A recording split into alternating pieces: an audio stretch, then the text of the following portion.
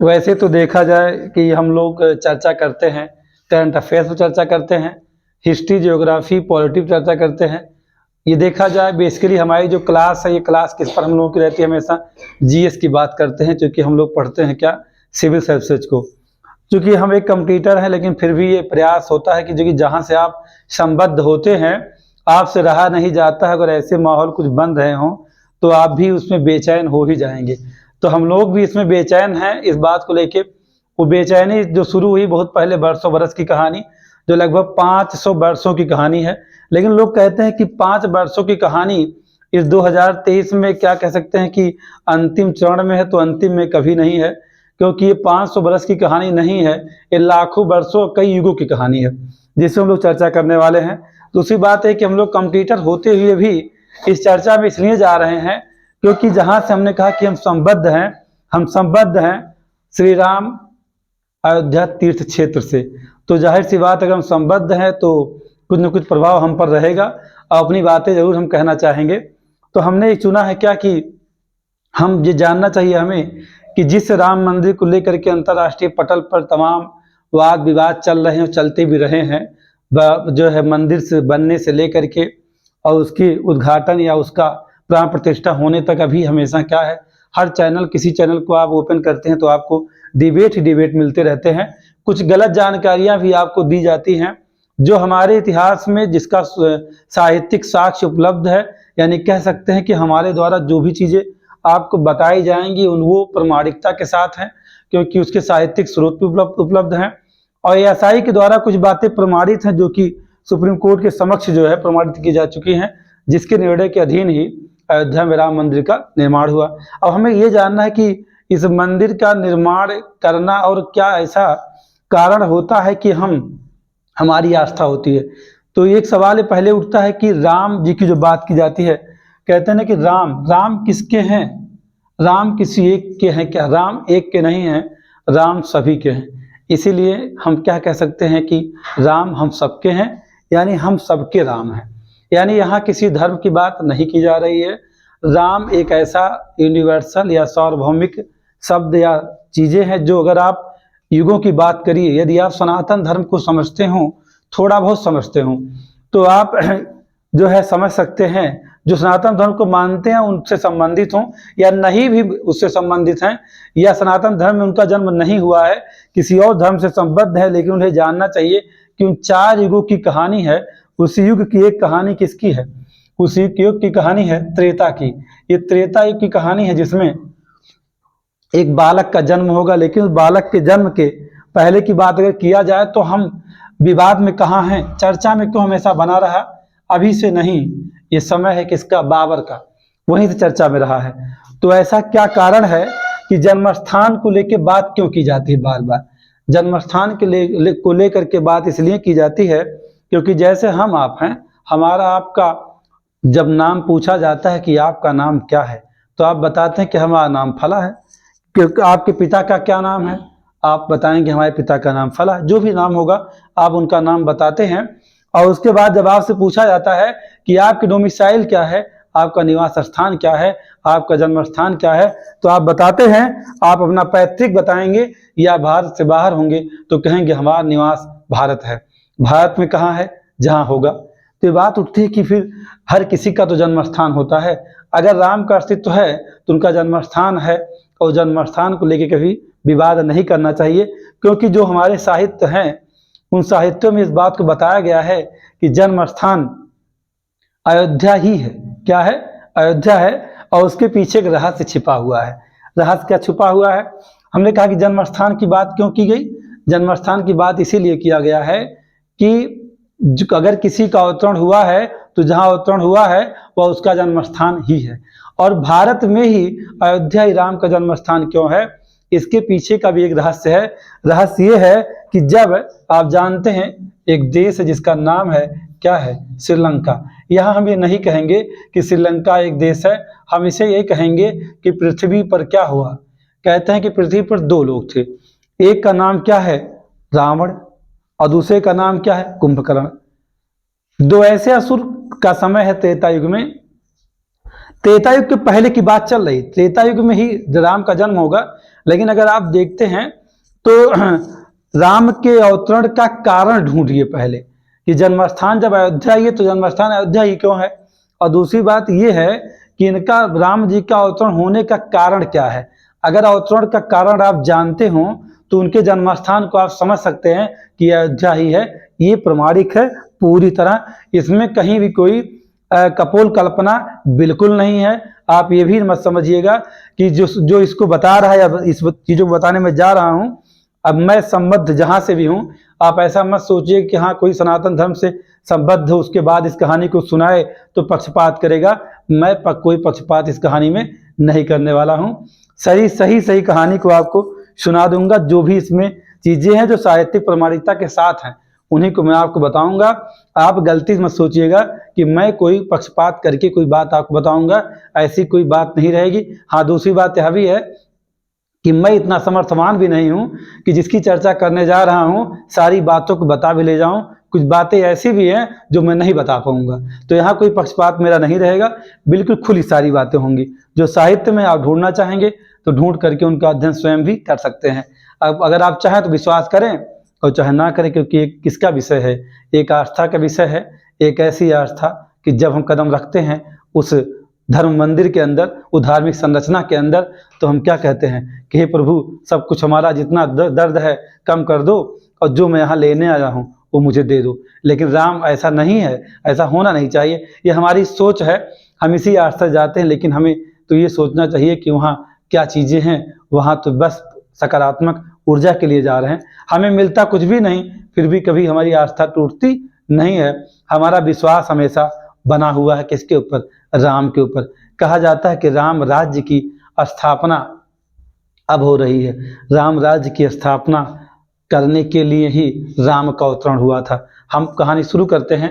कहानी में क्या था कि पृथ्वी पर दो असुर थे।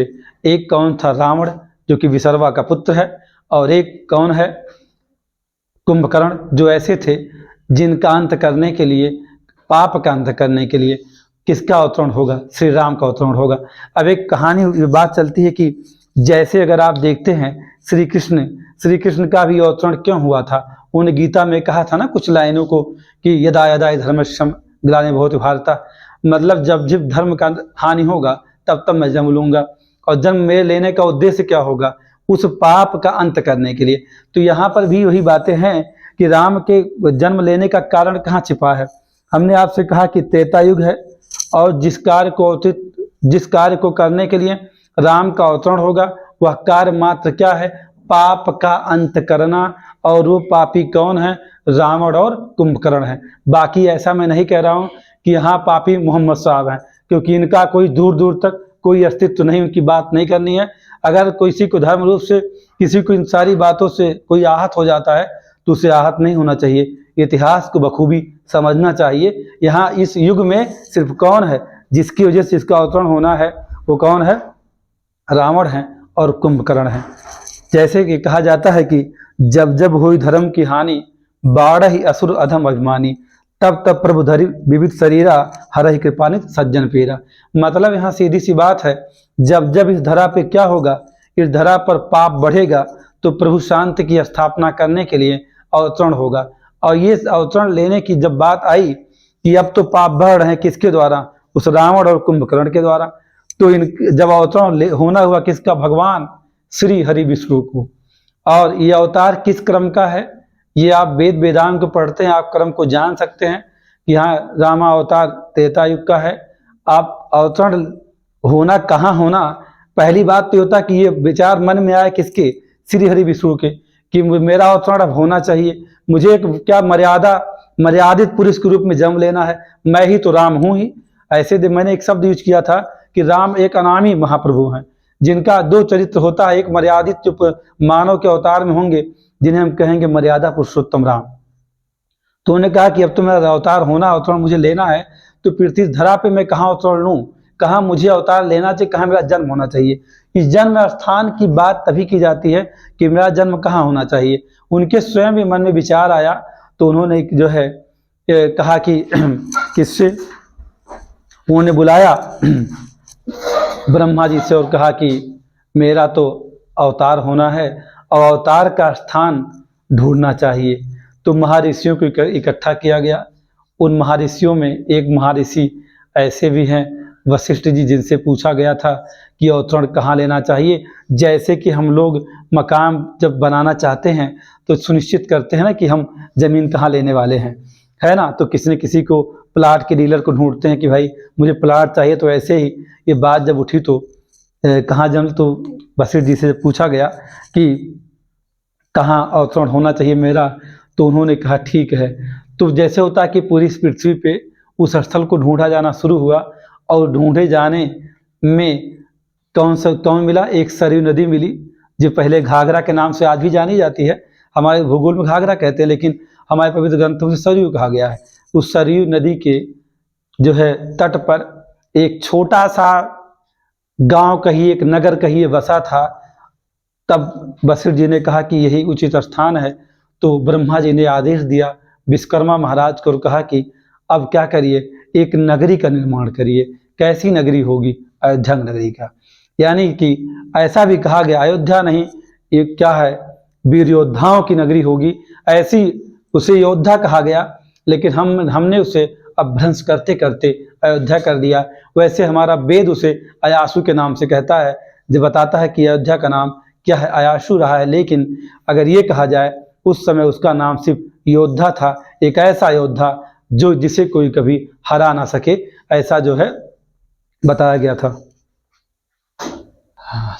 ठीक, तो जैसा आप जानते हैं जन्म स्थान की बात की जाती है बार बार, और ये चीज़ निश्चित कर पाना, हमारा आपका जन्म स्थान निश्चित बताया जाता है कि हमारे फला पिता हैं, हमारे पितामह हैं। वैसे ही राम जी के भी पिता पितामह हैं। और अवतरण की पूरी कहानी को अगर आप जानते हो तो ये आप समझ सकते हैं कि जन्म स्थान की बात आप जो बार बार करते हैं उसी में आप जान सकते हैं कि जन्म स्थान अयोध्या ही क्यों। मैंने आपसे अभी कहा कि कुंभकर्ण और रावण का अंत करने के लिए, इस धरा से जो पाप हो रहा था उस पाप का अंत करने के लिए, रावण और कुंभकर्ण वही हैं जिन्होंने त्रेता युग के पहले जय विजय के नाम से जाने गए। किसी युग में उनका जन्म हुआ था जय और विजय के नाम से, लेकिन वो त्रेता युग में जन्म लेते हैं रावण और कुंभकर्ण के नाम से। रावण भी महाज्ञानी ही, ऐसा नहीं है, लेकिन एक बात यहाँ है क्या कि जब रावण और कुंभकर्ण का जन्म हुआ तो उनको मोक्ष देने के लिए, क्योंकि पहले ही जय विजय के स्वरूप में जब उनका जन्म हुआ था उसी समय श्री हरि विष्णु वचनबद्ध थे किससे, जय विजय से, कि जब तुम्हारा अवतरण होगा रावण कुंभकर्ण के स्वरूप में तब मैं तुम्हें मोक्ष दूंगा। तो अपने वचनानुसार अवतरण किसका होना था? श्री राम का। ये बात कही जा सकती है कि इस राम मंदिर की प्रथम स्थापना की बात नहीं शुरू होती है, लेकिन पहले जन्म की ही बात होती है। तो उन्हें चूंकि वचनबद्ध थे कौन? अपने वचनानुसार कि मैं जो है रघुकुल सूर्यवंश में मेरा अवतरण होगा, पृथ्वी पर अवतार में लूंगा, तब उस समय क्या करूंगा कि आप दोनों को क्या दे दूंगा? मोक्ष दूंगा। यानी किसे? रावण और कुंभकर्ण को। वो पहले इसके लिए वचनबद्ध थे। उन वचनों का पालन करने के लिए इन्होंने किसे चुना? पृथ्वी पर स्थान ढूंढना शुरू किए। कौन शुरू किया? श्री हरि विष्णु। उन्होंने मदद किससे लिया? गुरु वशिष्ठ से। और गुरु वशिष्ठ ने चिन्हित किया स्थान को। उन्होंने किसे चुना? अयोध्या को। और इस अयोध्या नगरी के निर्माण करने के लिए ब्रह्मा जी ने किसे भेजा? उन्होंने भेजा विश्वकर्मा जी को और कहा कि एक सुंदर नगरी का निर्माण करिए। और ये अगर कहा जाए कि वशिष्ठ कौन थे, तो वशिष्ठ आर्यवंश के कुलगुरु और सूर्यवंश के मार्ग निर्देशक थे, इसलिए इनकी महत्ता थी, उन्होंने इस स्थान को चुना। अगर ये कहा जाए कि इस नगरी की राजधानी कहा जाए तो एक इक्ष्वाकु वंश है। उस इक्ष्वाकु वंश की कहानी को आप अगर पीढ़ी दर पीढ़ी समझना चाहें तो एक वंशावली नहीं है, वो बहुत बड़ी वंशावली है। हमारे यहाँ इक्ष्वाकु सम्राट थे, उन्होंने इसको क्या बना लिया? राजधानी बनाया। नामकरण की जब बात आई तो नामकरण करने के लिए वशिष्ठ जी ने कहा था कि जिस नगर को विश्वकर्मा जी ने निर्मित किया है उस नगर का नाम अगर रखा जाए तो ऐसा नाम होना चाहिए, एक अभिजीत नगर होना चाहिए जो उसे कभी कोई जीत ना सके। यानी कि कैसा नाम? योद्धा। और वहीं से अपभ्रंश होते होते क्या बन गया, अयोध्या। अब बात हम करते हैं किसकी, हम बात करते हैं राम के जन्म की। अब श्री हरि विष्णु का अवतरण होने वाला है। एक दृश्य अपने मन में आप ऐसा ब्रेन में रखिए तो ये समझ में आता है कि एक जो इक्ष्वाकु चक्रवर्ती सम्राट इक्ष्वाकु की 33वीं पीढ़ी है, जहाँ तक मुझे पता है। कौन सी पीढ़ी है, 33वीं पीढ़ी है। 33वीं पीढ़ी में एक चक्रवर्ती सम्राट हैं राजा दशरथ, जिनके पुत्र के स्वरूप में किसका जन्म हुआ, श्री हरि विष्णु, जिन्हें हम क्या कहते हैं, राम के नाम से जानते हैं, जिनकी एक अभी हाल ही में प्रतिमा स्थापित हुई, कहाँ, अयोध्या में, उनके जन्म स्थान पर। 4.2 फीट है ना, यानी 4.2 फीट की ऊंचाई है ना, कि एक मूर्ति। तो आप कहेंगे सर एक इतनी छोटी सी मूर्ति क्यों नहीं इसने विशालकाय मंदिर में एक बड़ी सी मूर्ति 150 फीट की क्यों नहीं लगाई गई। तो उस युग के अनुसार अगर देखा जाए, जो यह युग है, इस युग में और उस युग में, क्या इस युग में जो हम लोग हैं या मनुष्य हैं, उनकी लंबाई क्या होती, बहुत छोटी जन्म के समय। लेकिन उस युग की जब बात करते हैं तो जो यह मंदिर में जिस क्या कहते हैं मूर्ति की स्थापना की जा रही है, जिसकी प्राण प्रतिष्ठा अभी आपको 22 जनवरी को हो जाएगी अयोध्या में, इस बात को आप जानते हैं। तो उसके मूर्ति की उतनी साइज होने का रहस्य छिपा हुआ है कि त्रेता युग में बाल्यकाल की अवस्था वही है, समझे आप। मतलब त्रेता युग में बाल्यकाल की अवस्था वही है। अब इस समय अगर देखा जाए तो 20 और 25 साल की उम्र में, इस युग में 20 से 25 साल के लोग भी 4.5 फीट, 4 फीट, 3.5 फीट और 5 फीट तक ही होते हैं, है ना। बहुत कुछ होते हैं तो 5.5 तक होते हैं। फिलहाल हम वहाँ चलते हैं किसके पास, चक्रवर्ती सम्राट दशरथ के पास, यानी इक्ष्वाकु की 33वीं पीढ़ी में दशरथ जी थे। अब दशरथ कौन थे, ये सवाल उठना चाहिए। कौन सा ऐसा कारण है कि दशरथ के पुत्र के रूप में ही श्री हरि विष्णु का अवतरण राम के रूप में हुआ, ऐसा क्या कारण था। तो आप जब देखते हैं तो जैसे इस पृथ्वी पर एक चक्रवर्ती सम्राट थे, उनका वो ध्रुव के पितामह थे। ध्रुव को आप जानते हैं, हमारे सनातन धर्म में कहा जाता ध्रुव तारा है ना, जो कहाँ उत्तर दिशा में हमेशा दिखता चमकता रहता है, उसकी कहानी को आप जानते भी हैं। तो चक्रवर्ती सम्राट ध्रुव के पितामह कौन थे, आप जानते हैं। स्वयंभू मनु ने अपने पुत्र चक्रवर्ती सम्राट उत्तानपाद को राज्य सौंप करके कहाँ चले गए, अपनी पत्नी शत्रुपा के साथ संन्यास ले लिया था। कौन, मनु ने, उनके एक पुत्र थे, उनका नाम था उत्तानपाद। उनसे कहा कि मैं अब राज नहीं करूंगा, पूरा साम्राज्य तुम्हें दे रहा हूं, अब मुझे संन्यास ग्रहण करना है। तो स्वयंभू मनु और उनकी पत्नी शत्रुपा दोनों लोग संन्यास ले लिए और इधर उधर भटकते रहे। भटकते भटकते गोमती नदी है जो कि प्रवाहित होती है, जिसका उद्गम आप जानते हैं, अगर आप जीव भूगोल को पढ़ते हैं तो ये जानते हैं कि उसका उद्गम कहाँ से होता है, किस जिले से होता है, एक दलदल से होता है, पीलीभीत जिले में, है ना। तो उस गोमती नदी के किनारे पहुंचे और वहीं पर वो लोग स्नान करते थे सुबह ब्रह्म मुहूर्त में। और एक मंत्र है जो कि मूल मंत्र है, जिसे कहा जाता है द्वादशाक्षर मंत्र, जिसे कहा गया है ओम नमो भगवते वासुदेवाय। इस मंत्र का जप करते रहे कौन, मनु और शत्रुपा। और जप करते करते ये कहानी, चूंकि आपको जानना है कि दशरथ की कहानी क्या है, क्योंकि इसके पहले आप समझ नहीं सकते दशरथ कौन थे और कौन सा ऐसा कारण है कि राम जी का जन्म उन्हीं के पुत्र के स्वरूप में हुआ। तो इसको जानने के लिए आपको जानना ही पड़ेगा स्वयंभू मनु और शत्रुपा की कहानी को। तो मनु और शत्रुपा गोमती नदी के किनारे ब्रह्म मुहूर्त में जगते थे स्नान करना, और फिर वही जो द्वादशाक्षर मंत्र है जिसे अक्सर लोग जप करते रहते हैं, ओम नमो भगवते वासुदेवाय, उसी का जप करते रहते थे अपने हृदय में प्रेम सहित जप करते, वर्षों तक जप करते रहे। कंदमूल फल यही सब खाते थे, भोजन इत्यादि का परित्याग कर चुके थे, कोई इच्छा नहीं थी, जो भी अखंड अनंत था उसको उन्होंने छोड़ दिया था, कोई संपदा नहीं, कुछ भी उनको नहीं चाहिए। उस वक्त बस क्या उन्हें चाहिए था, श्री हरि का दर्शन चाहिए था। उनके मन में बार बार यही बात होती थी कि बस मेरा साक्षात्कार किससे हो जाए, हमारे प्रभु श्री हरि विष्णु से हो जाए। इसी का बार बार वो प्रयास करते रहे।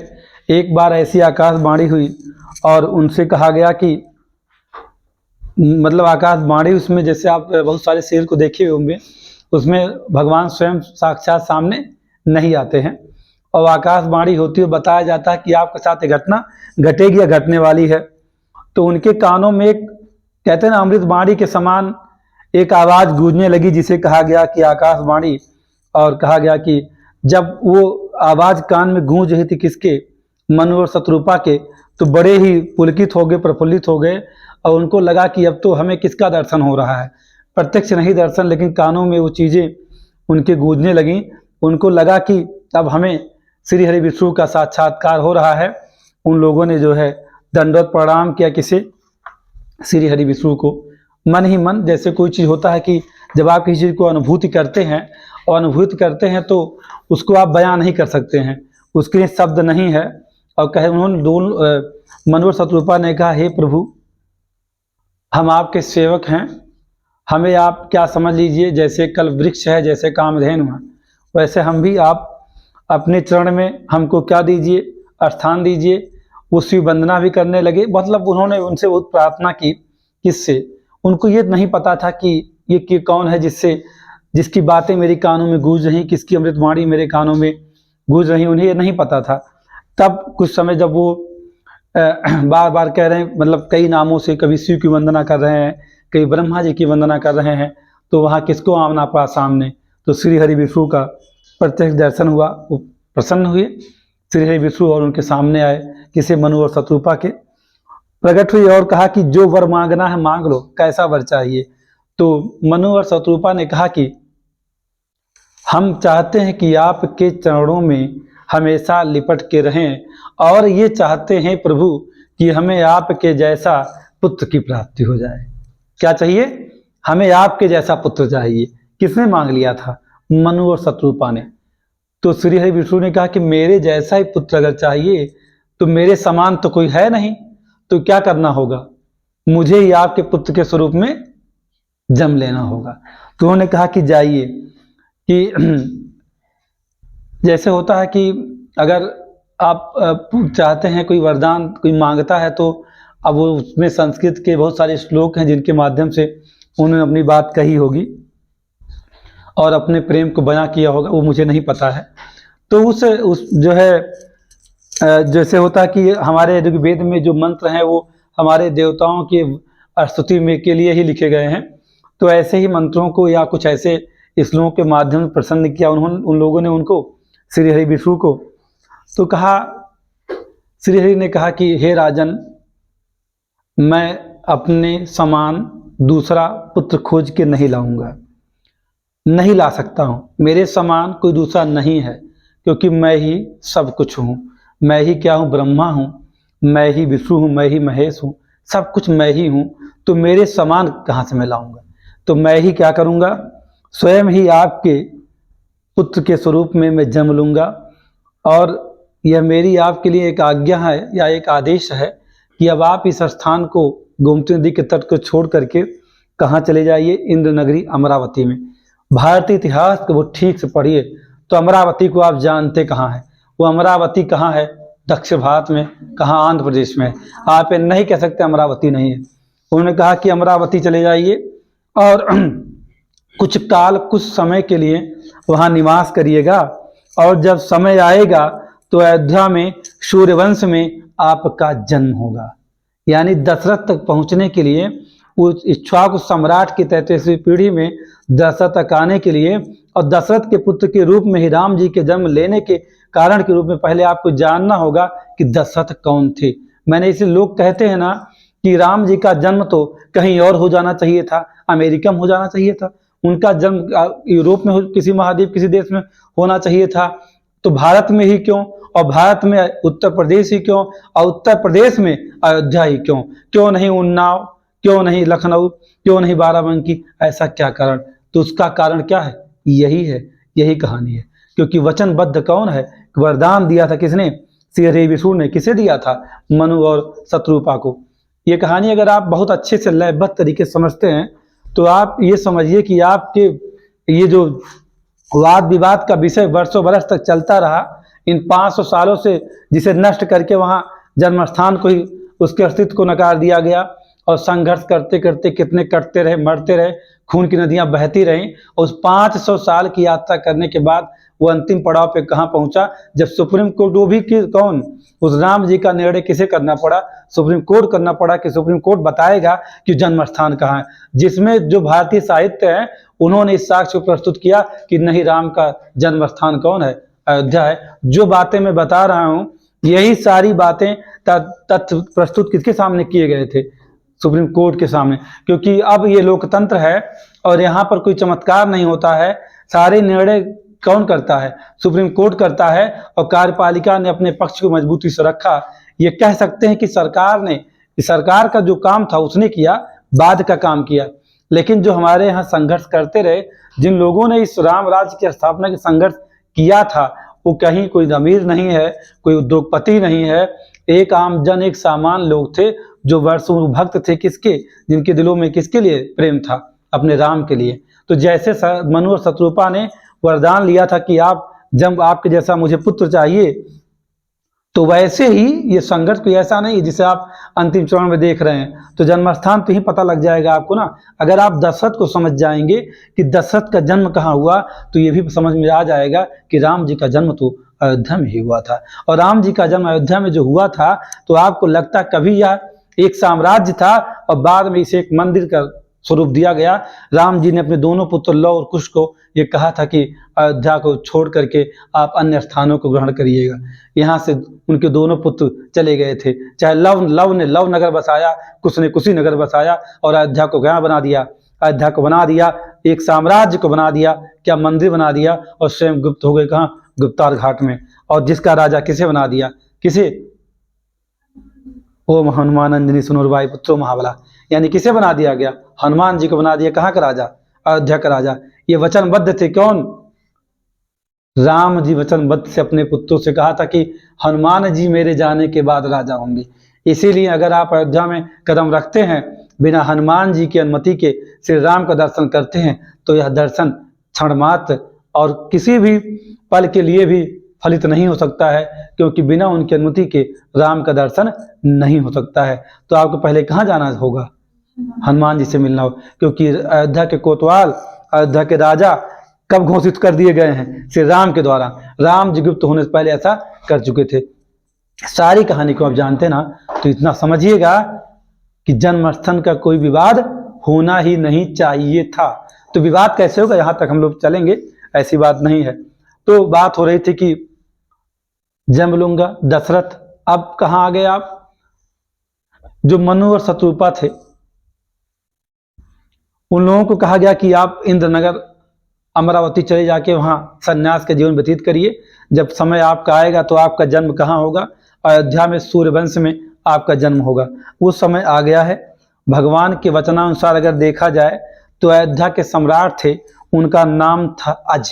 क्या नाम था, अज। क्या नाम है, अज।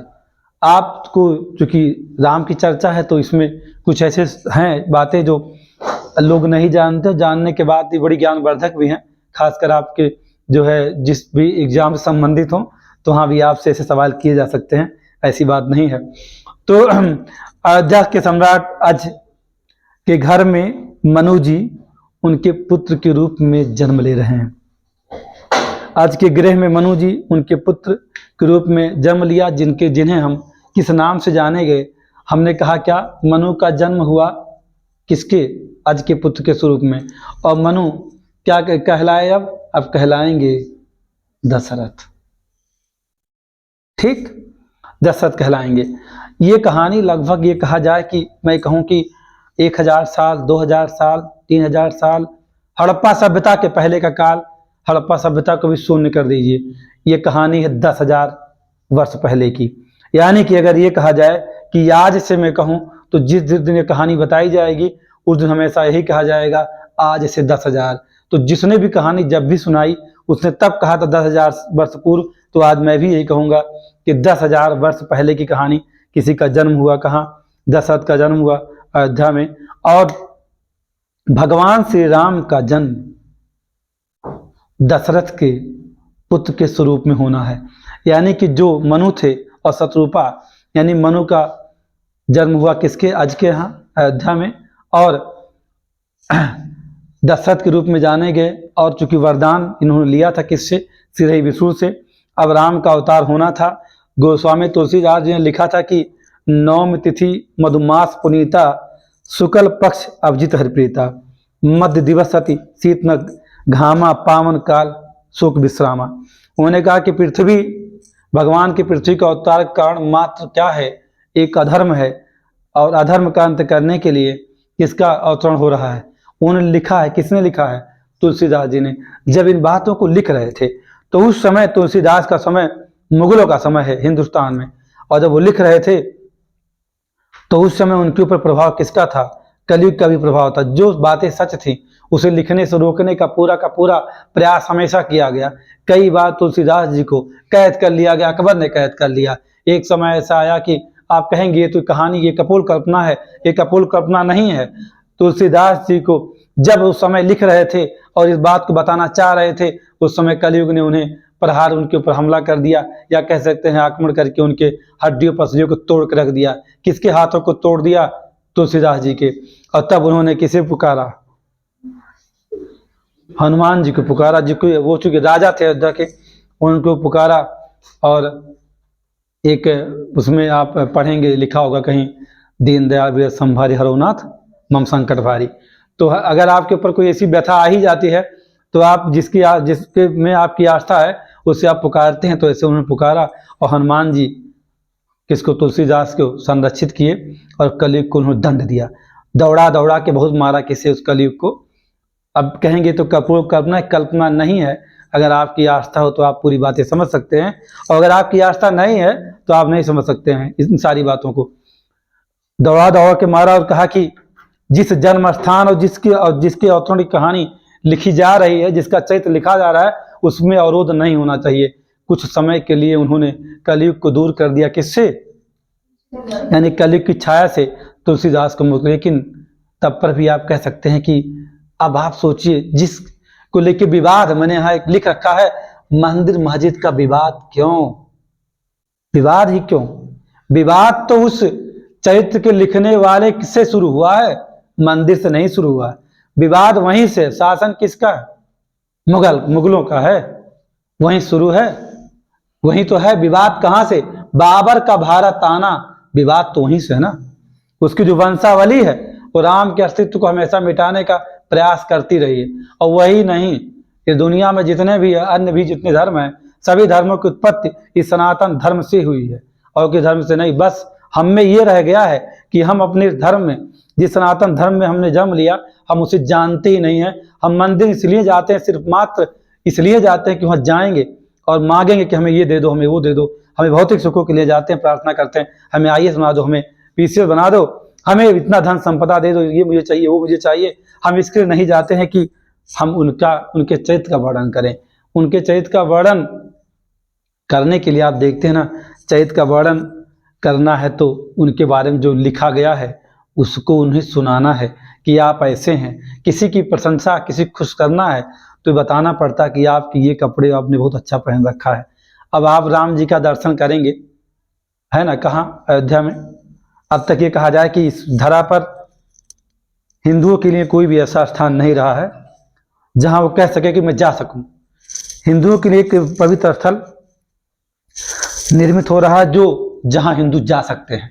एक ऐसा स्थल पूरी पृथ्वी पर वो कह सकता है कि मेरा क्या है, पवित्र स्थल है, जहां मैं जाऊंगा। बाकी जितने भी स्थल हैं, चाहे वो आप बालाजी जाते हो या आप वैष्णो माता जाते हो, उन सभी स्थलों में सबसे शीर्ष पर होगा कौन, राम जी का। क्योंकि इनकी कहानी साहित्यों के द्वारा प्रमाणित है। कहीं दूर दूर तक आप ऐसा कभी मन में आपके आए, और यदि आपके अंदर जरा सी भी आस्था इस चीज को लेकर के होगी तो आप इन सारी बातों पे बिल्कुल पूरी तरह विश्वास करेंगे। मैंने कहा था कि मैं इतना समर्थवान नहीं इस बात को लेकर कि मैं इतनी सारी बातें बता सकूं, क्योंकि सुनाने में ये लगता है कि हम आप कौन हैं, हम जहां से संबद्ध हैं, जिस धर्म से, उस धर्म का पक्षपात, लेकिन यहाँ जरा सा कोई पक्षपात हमारे द्वारा नहीं किया जाएगा। इस बात को लेकर मैंने कई बार पहले भी कहा। तो बात होती है कि ये विवाद कोई एक दिन का नहीं है जिसको आप सोच रहे हैं, ये विवाद तो उससे शुरू हुआ ना। लेकिन अगर आप इस बात को जान ही जाइए कि हाँ, बाबर भारत आया, उसने जो जन्म स्थान को नष्ट करने का प्रयास किया, वही नहीं जितने भी आए सब लोगों ने प्रयास किया। हमारे यहाँ कोई राजनेता भी पैदा हुए जिन लोगों ने ये सोचा बार बार कि उसे राम को ही कैद कर दिया। बस क्या कुछ क्षण, कुछ 5 वर्षीय पदों के मोह में कि हमारी सरकार ना जाने पाए, हमें वोट मिलता रहे, उसकी लालच में अयोध्या में इस राम नगरी में कोई कदम नहीं रखता था। लेकिन कहते हैं ना कि जब समय आता है तो किसी भक्त को क्या कहते हैं, उस पद पे ही बैठा दिया जाता है कि अब आप मेरा ही क्या करेंगे, जीर्णोद्धार करेंगे। तो अगर ये कहा जाए कि इस देश के प्रधानमंत्री और इस राज्य के मुख्यमंत्री, थोड़ी सी बात में हट के आपको बताना चाह रहा हूँ कि इस राज्य के मुख्यमंत्री और इस देश के प्रधानमंत्री को आप ये मत समझिएगा कि वो लोग कोई ऐसे सामान्य हैं, वो सामान्य नहीं हो सकते हैं। अगर वो सामान्य होते तो हमारे देश में अब तक बहुत प्रधानमंत्री हुए हैं और हम अंग्रेजों के गुलाम भी रहे हैं। हम कभी भी मंदिर इस अयोध्या राम नगरी पर कभी भी ध्यान नहीं दिया गया। तो अगर ये कहा जाए कि ये दोनों महापुरुषों की अगर बात किया जाए तो ये सामान्य नहीं, ये कुछ ना कुछ तो असामान्य जरूर हैं, जिनका ध्यान कहाँ आकृष्ट हुआ है, अयोध्या पर आकृष्ट हुआ। उन्होंने 500 वर्ष के संघर्ष को समाप्त करने का पूरा प्रयास किया जो हमारे सामने है। और 22 जनवरी से मैंने कहा ना कि इस धरा पर एक पवित्र स्थल किसे मिल रहा है, उस सनातन धर्म को जो वर्षों वर्ष तक नहीं है। कई 10,000 साल पहले हमने कहा जिसका जन्म हुआ 10,000 साल पहले, उसके बीच जितने इतिहास को हम पढ़ते हैं उस इतिहास में कोई ऐसा नहीं मिला जहां आप कह सकें कि हमारा एक, जिसकी चर्चा पूरी दुनिया में होती है। और हम जिस राम राज्य की बात करते हैं उस राम राज्य में बहुत ही सारी चीजें क्या है, मर्यादित हैं। वो एक राम का ऐसा चरित्र है जो हमारे डीएनए में है। हम भले ही मतलब बहुत ही कुछ गलत करते चले जा रहे हों या गलत करते हो, लेकिन हमारे डीएनए में किसका चरित्र है, उन्हीं का चरित्र है। तो इसलिए जो बाहरी लोग कहते हैं कि भारत के जो लोग हैं, हर नर क्या है, राम है तो हर नारी सीता है, ऐसा दर्शन कौन करता है? जो विदेशी हैं वो दर्शन करते हैं, जो मानते हैं हमारे सनातन धर्म को समझते हैं। अब बात हुई कि राम जी का जन्म हुआ। राम जी का 10,000 साल पहले जन्म हुआ और उस कहानी पे हम लौटते हैं। तो 10,000 साल पहले जन्म हुआ, तो जन्म होने के बाद कि जो बीच का है बड़ा होना और बाल्यकाल की अवस्था, शिक्षा दीक्षा, वहाँ हम नहीं जाएंगे क्योंकि वो कहानी हमारे जो है संत और महात्माओं की है। उस कहानी को बहुत अच्छे से बयां करते हैं, उस तरीके से हम लोग नहीं चर्चा कर सकते हैं, वही कर सकते हैं उसके बारे में, क्योंकि उन्होंने उसका बहुत ही अच्छे से अध्ययन किया है। तो समय आया कि एक चरित्र की बात, मैंने कहा कि राम जी का चरित्र कैसा था। अब आप सोचिए कि 14 वर्ष का वनवास दिया गया श्री हरि विष्णु का अवतरण राम के स्वरूप में। 14 वर्ष का वनवास, इतनी बड़ी आज्ञा का पालन करना, इतने बड़े आज्ञा पालक पुत्र कौन, श्री राम। कि 14 वर्ष जब माता पिता की अनुमति मिली कि 14 वर्ष का वनवास आपको भुगतना है, काटना है, तो उन्होंने उसको क्या किया, स्वीकार कर लिया। कारण क्योंकि उनका अवतरण तो इसीलिए हुआ था क्योंकि उन्हें जय विजय यानी रावण कुंभकर्ण को मोक्ष देना था। उन्होंने इसे स्वीकार कर लिया और कहा मैं इस पृथ्वी पर शांति और धर्म की स्थापना करूंगा। वो वनवास का अंतिम समय है, 14 वर्ष का वनवास, और वनवास का अंतिम समय है। उस जय विजय, मैंने कहा अंतिम समय में जय विजय, एक असुर जिनका जो है क्या कहते हैं रावण कुंभकर्ण के स्वरूप में जन्म हुआ था, उनको मोक्ष दिलाने के लिए। एक और है कि रावण के एक भाई थे, उनका नाम विभीषण था, वो राममय थे, है ना। अगर राम के अंदर जरा सी मतलब इस राम राज्य की जो बात की जाती है उसकी थीम की बात मैं कर रहा हूं, अगर राम राज्य में कहीं ये बात होती, लालच होता किसके अंदर, श्री राम के अंदर। जब 14 वर्ष के अंतिम चरण था, रावण ने सीता जी का हरण कर लिया और श्रीलंका लेके चला गया। लंका जो कि आंसू, सीता जी के आंसुओं से बना हुआ कह सकते हैं एक द्वीप है, कहाँ है, कन्याकुमारी से कुछ दूरी पर। तो विभीषण इस बात का इंतजार कर रहे थे कि कौन आएगा, राम आएंगे तो लंका को क्या मिलेगा? मोक्ष मिलेगा। हरण तो एक ऐसे ही कारण है और कह सकते हैं मोक्ष लाने का एक माध्यम है किसे? उन जय और विजय को, यानी किसे? रावण और कुंभकर्ण को। विभीषण को मोक्ष देने की बात नहीं थी, वहाँ उन दोनों की मोक्ष की बात थी। जब रावण का अंत हुआ तो राम ने किसे सौंप दिया? लंका को, विभीषण को। वो चाहते थे स्वयं ही अपने किसी सिपा सलार को नियुक्त कर देते। जैसे कि इस्लाम में जिस क्षेत्र को जीता जाता था उस क्षेत्र किसी न किसी को सरदार बना दिया जाता था। तो सनातन धर्म में वो नहीं है। अभी भी एक भाई जब कहता है, छोटा भाई या बड़ा भाई, छोटा भाई बड़े भाई से कहता है भैया हमें इतना आप कम दे रहे हैं जमीन, थोड़ा सा अधिक दीजिए, तो बड़ा भाई कहता छोड़ दिया, ले लो। ये है। तो राम का डीएनए अभी भी कहाँ है? इन भारतीयों के, सनातनियों के अंदर अभी विद्यमान है, ऐसा नहीं कि नहीं विद्यमान है। तो उन्होंने सौंप दिया और राम जी अब कहाँ लौट रहे हैं? अयोध्या। बीच की सारी कहानी का हमने कहा कि वो सारे जो प्रसंग हैं वो हम नहीं सुना सकते हैं। वो जो कोई महर्षि हो, कोई संत महात्मा वही सुना सकता है जिसने अध्ययन किया हो पूरा रामचरितमानस का, राम के चरित्र का। मैं तो बात कर रहा हूँ राम मंदिर की, मैं उतनी ही बात आपसे कर सकता हूँ। अब जब किसका अंत हो गया? रावण और कुंभकर्ण का। विभीषण को राजा बना दिया किसने? लंका का, श्री राम ने। अब श्री राम कहाँ आ रहे हैं? अयोध्या। अयोध्या आ रहे हैं तो अयोध्या क्या हो रही है? जगमगा रही है। दीपावली जैसे लोग क्या कर रहे हैं? मना रहे हैं। जैसे जिस खुशी में हम मना रहे हैं दीपों का उत्सव, वैसे ही जो भी मनाने वाले भी हैं। अब तो भारत में कहा जाए कि दीपोत्सव 2 बार होगा। एक हमेशा कब होगा? एक हमेशा 22 जनवरी को होगा और एक दीपोत्सव तब होगा जब वो साल में दीपावली अब मनाते हैं। अब से मैं जहाँ तक जानता हूँ अब राजपत्रित हो गया पूरी तरह। ये हमारे लिए छुट्टी भी हमेशा लिए बन गई है। यानी कि जो सरकार की घोषणाओं से समझ में आ रहा है उससे यही लग रहा है कि शायद अब दीपोत्सव भारत में 2 बार होगा। एक और राष्ट्रीय पर्व की शुरुआत होगी। तो जब भगवान श्री राम अयोध्या लौट रहे थे तो तुलसीदास जी ने उसका वर्णन किया है और उन्होंने उसमें कहा कि राम राज्य में दैहिक और दैविक और भौतिक ताप किसी को नहीं व्यापते। सब मनुष्य परस्पर एक दूसरे से प्रेम करते हैं और वेदों में बताई गई जो नीतियां हैं, यानी जो मर्यादा है, उसी में रह करके क्या करते हैं? अपने धर्म का पालन करते हैं। इस तरह जब राम जी लौटे अयोध्या तो उनका स्वागत किया गया फूल माला दीपों से। तो उन्होंने ये कहा जाए कि इसी अयोध्या जहाँ वो उनके एक छोटे भाई जिनको आपने उस रामचरित में पढ़ा होगा, सुना होगा, भरत को, अपने एक ऐसा आज्ञापालक भाई जो पूरा साम्राज्य पाने के बाद भी उनके चरण पालिका को रख के पूछता रहा और कहा मैं इसका सम्राट नहीं हूँ, ये गद्दी मुझे स्वीकार नहीं है। तो क्या आप इस बात को सोचिए कि हम लोग अभी तो ऐसे हैं कि छोटा भाई बड़े भाई का जो सम्मान है, हमें सम्मान क्यों मिलता है? हम बाहर जाते हैं, हमें सम्मान मिलने का कारण ही तो राम राज्य है। हमें कहा जाता ना कि हमारे डीएनए में है ये। हमारे डीएनए में क्या है? हमारे डीएनए में ये चीज़ें हैं जो हमें सम्मान मिलता है। बाहर जा करके हम कहते हैं कि हम अयोध्या से आए हैं, हम भारत से आए हैं। इस भारत भूमि को पवित्र इसलिए तो माना जाता है। तो वो बहुत ही मर्यादित रहे श्री राम और कई युगों तक उन्होंने राज्य किया। कई युगों तक राम राज्य स्थापित रहा।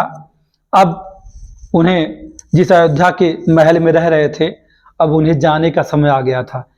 श्रीलंका से आने के बाद अयोध्या में कई युगों तक कौन राज किया है? श्री राम ने।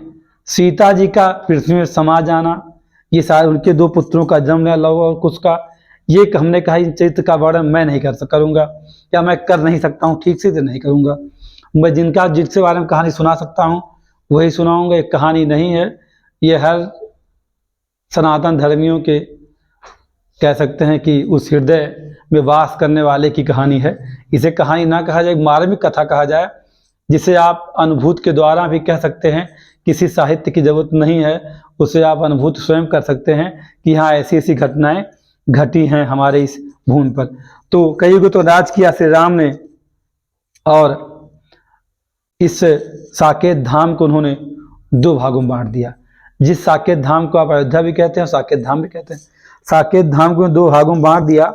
अपने एक पुत्र को, उनके 2 पुत्र थे, एक का नाम लव, एक का नाम कुश, और 2 लोगों के मध्य में साकेत धाम यानी कि इस अयोध्या साम्राज्य का क्या कर दिया, विभाजन कर दिया। और उन्होंने आदेश दिया कि मैं जा रहा हूँ और आप इसे अयोध्या का जो मेरा महल है इसे मंदिर के स्वरूप में परिवर्तित कर दीजिए। तो जो महल था वही तो जन्म स्थान है।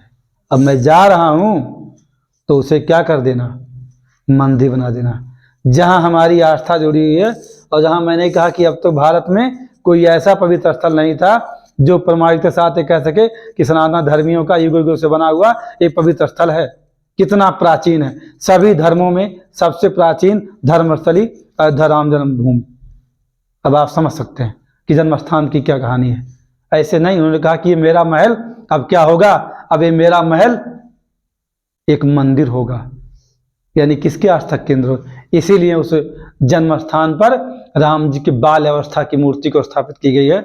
उस गर्भगृह में बाल अवस्था में ही है। आप कहीं 4.5 फीट का क्या बच्चा जन्म लेता है, तो आप त्रेता युग की बात कर रहे हो, कलयुग की बात नहीं कर रहे हो ना। अगर आप समझते हो, आप कुछ चीज़ों को आप जानते हो, तो आपके अंदर इस बात को लेके जरा सा भी भ्रम नहीं पैदा होगा। अब जब उन्होंने कहा कि लवनगर से कहा कि अपनी राजधानी को अयोध्या बना लो और कहाँ चले जाओ, लाहौर। अब तो पाकिस्तान भी हिंदुस्तान का है। राम 22 जनवरी के बाद लाहौर भी किसका, भारत का है ना। वो तो लवनगर है ना, राजधानी किसकी है, श्री राम के पुत्र लव की है। अब लीजिए, अब तो कहाँ, लाहौर खत्म, फिनिश। ये इतिहास, इसको तो छुपा दिया ना, इसको कोई लिखने नहीं तैयार होता है कि लव कुछ कहाँ भेजा गया। कुछ चले गए कुशीनगर और लव चले गए लाहौर। उस लाहौर को अपभ्रंश करके, उस लव नगर को अपभ्रंश करके बना दिया लाहौर, जबकि लाहौर है नहीं। वो तो लव नगर है, किसका, श्री राम का लाहौर है। यस, अभी भी लव नगर। उसके वहां पे जितने शिलाएं हैं, उस जिसको बाद में जब विभाजन हुआ उसको नष्ट करते चले गए, वो आक्रांता वही है। बाबर के समय से लेकर अब तक वही आक्रांता है। इसीलिए मंदिर को नष्ट करते रहे, उस सास को मिटाते रहे। अगर इस सास को अगर भारत चाहे तो लव नगर के राम के मंदिर की स्थापना कहाँ कर सकता है, लाहौर में भी कर सकता है। क्योंकि लाहौर किसका है, राम के पुत्र, श्री राम के पुत्र लव का है। और जब श्री राम के पुत्र लव का है तो जाहिर सी बात है वो सनातन धर्मियों का है, इस्लाम का नहीं है ना।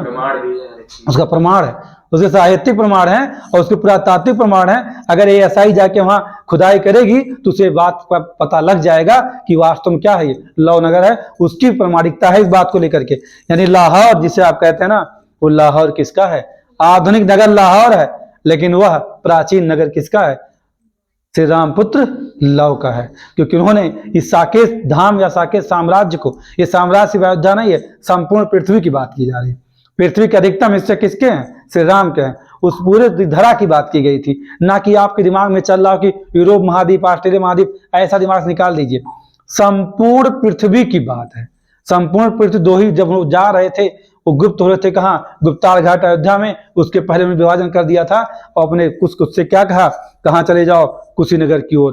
उन्होंने कहा कि तुम यहाँ से अयोध्या से कुछ कोस की दूरी पर जाके अपना नगर का निर्माण करना। किससे कहा था, अपने पुत्र कुश से। तो कुश ने बसाया कुशीनगर को और लव ने बसाया किसे, लव नगर को। और दोनों की राजधानी हमेशा अयोध्या बनी रही। और वो महल क्या बन गया, जहां राम जी का जन्म हुआ था, मंदिर बन गया, जिसकी पूजा कई 100 साल पहले की जाती रही है। लेकिन ढहा के 3 टप्पा बना करके, तंबू लगा करके उसमें किसे हटाने का प्रयास किया गया, उस स्थान को नष्ट करने के लिए 1 दिन नहीं, 2 दिन नहीं, 500 साल तक नष्ट किया गया।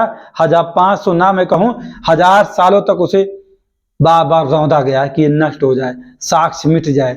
अब ये बात जो आई, अभी तो कहते ना कि एक लाइन चलती है अक्सर की, अयोध्या तो झांकी है, काशी मथुरा बाकी है।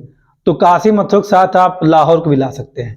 अभी तो ये झांकी अयोध्या, लाहौर अभी बाकी है, आप ऐसा बोल सकते हैं। क्योंकि अब तो आप लाहौर की बात करेंगे ना, अब तो लव नगर की बात करिए। कुशीनगर तो है ही हमारे पास। उस कुशीनगर में जहाँ उस क्या कहते हैं, श्री हरि विष्णु के अवतार बुद्ध को क्या मिला था, मोक्ष मिला था, वही तो कुशीनगर है। कौन सा ऐसा कारण था कि मोक्ष प्राप्ति उस नगर में किसको हुई है, किसको हुई भाई? अरे श्री विष्णु को, अवतार तो उन्हीं का बुद्ध है, जो कि उस प्रतिमा में, उस मूर्ति में जिसमें सबका विश्वास है, उसमें उस अवतारों में ये उसका वर्णन किया गया है। अब आप कहेंगे कि तो सर ये बताइए, अगर ऐसी बात है तो अब कुशीनगर में मोक्ष महापरिनिर्वाण श्री विष्णु के एक अवतार का हो चुका है, यानी कि अब की जो अवतार होगा उसका मोक्ष लाहौर में होगा। ये अच्छे जानिए। अगर नगरों को आप जोड़ते हैं तो नगरों का मतलब यही है। यही तो हुआ कि कुशीनगर में मिला मोक्ष, अब की बार लाहौर का होगा। अब लाहौर का हो सकता है कि उस लाहौर का अंत करने के लिए ऐसा भी हो सकता है कि दो लोग उसी स्वरूप में जन्म ले लिए हो। एक जानते, एक सन्यासी, एक महासन्यासी। एक सन्यासी कहाँ, इस राज्य का, और एक सन्यासी पूरे देश का। देश नहीं, मैंने भी थोड़ी देर पहले बताया था कि जो डेटा जारी किया गया, उस डेटा में मॉर्निंग कंसल्ट रिपोर्ट ने कहा कि जो है लोकतांत्रिक देशों में अगर कहा जाए कि सबसे लोकप्रिय कौन है, तो वह महासन्यासी लोकप्रिय है। महासन्यासी कौन? मोदी जी। क्या पता उन्हीं को चुना गया हो इस काम के लिए। अब तो अवतार तो होना नहीं है, और हो सकता है कि उन्हीं के माध्यम से लाहौर की ऐसी तैसी कर दिया, जैसे कि भी हाल ही में आप देख रहे हैं, तो चल तो रहा है कहानी ईरान के साथ। ईरान तो कर रहा है, पाकिस्तान को रौंद रहा है ना। तो इसीलिए इतिहास को छिपाया जाता है, बताया नहीं जाता है कि लाहौर क्या है। बता दिया जाएगा तो डंडा ले खड़े हो जाएंगे सब लोग। अब कहाँ जाओगे? लाहौर भी भारत का है, लाहौर भी सनातन धर्मियों का है, तो अब कहाँ जाओगे? अब तो लाहौर भी चला गया, कहाँ छिपोगे भाई? इस कहानी को, इस सारी चीज़ों को कोई जो अन्य से संबंधित होता है वो भरोसा नहीं कर पाता है। वो कहता है कि ना, ये सब कहानियाँ जो है ना, जो चल रही हैं, ये बस ऐसे संत महात्माओं की अपनी वाणी है, कपोल कल्पना है। पाकिस्तान के एक सभी यूट्यूबर को बताया है।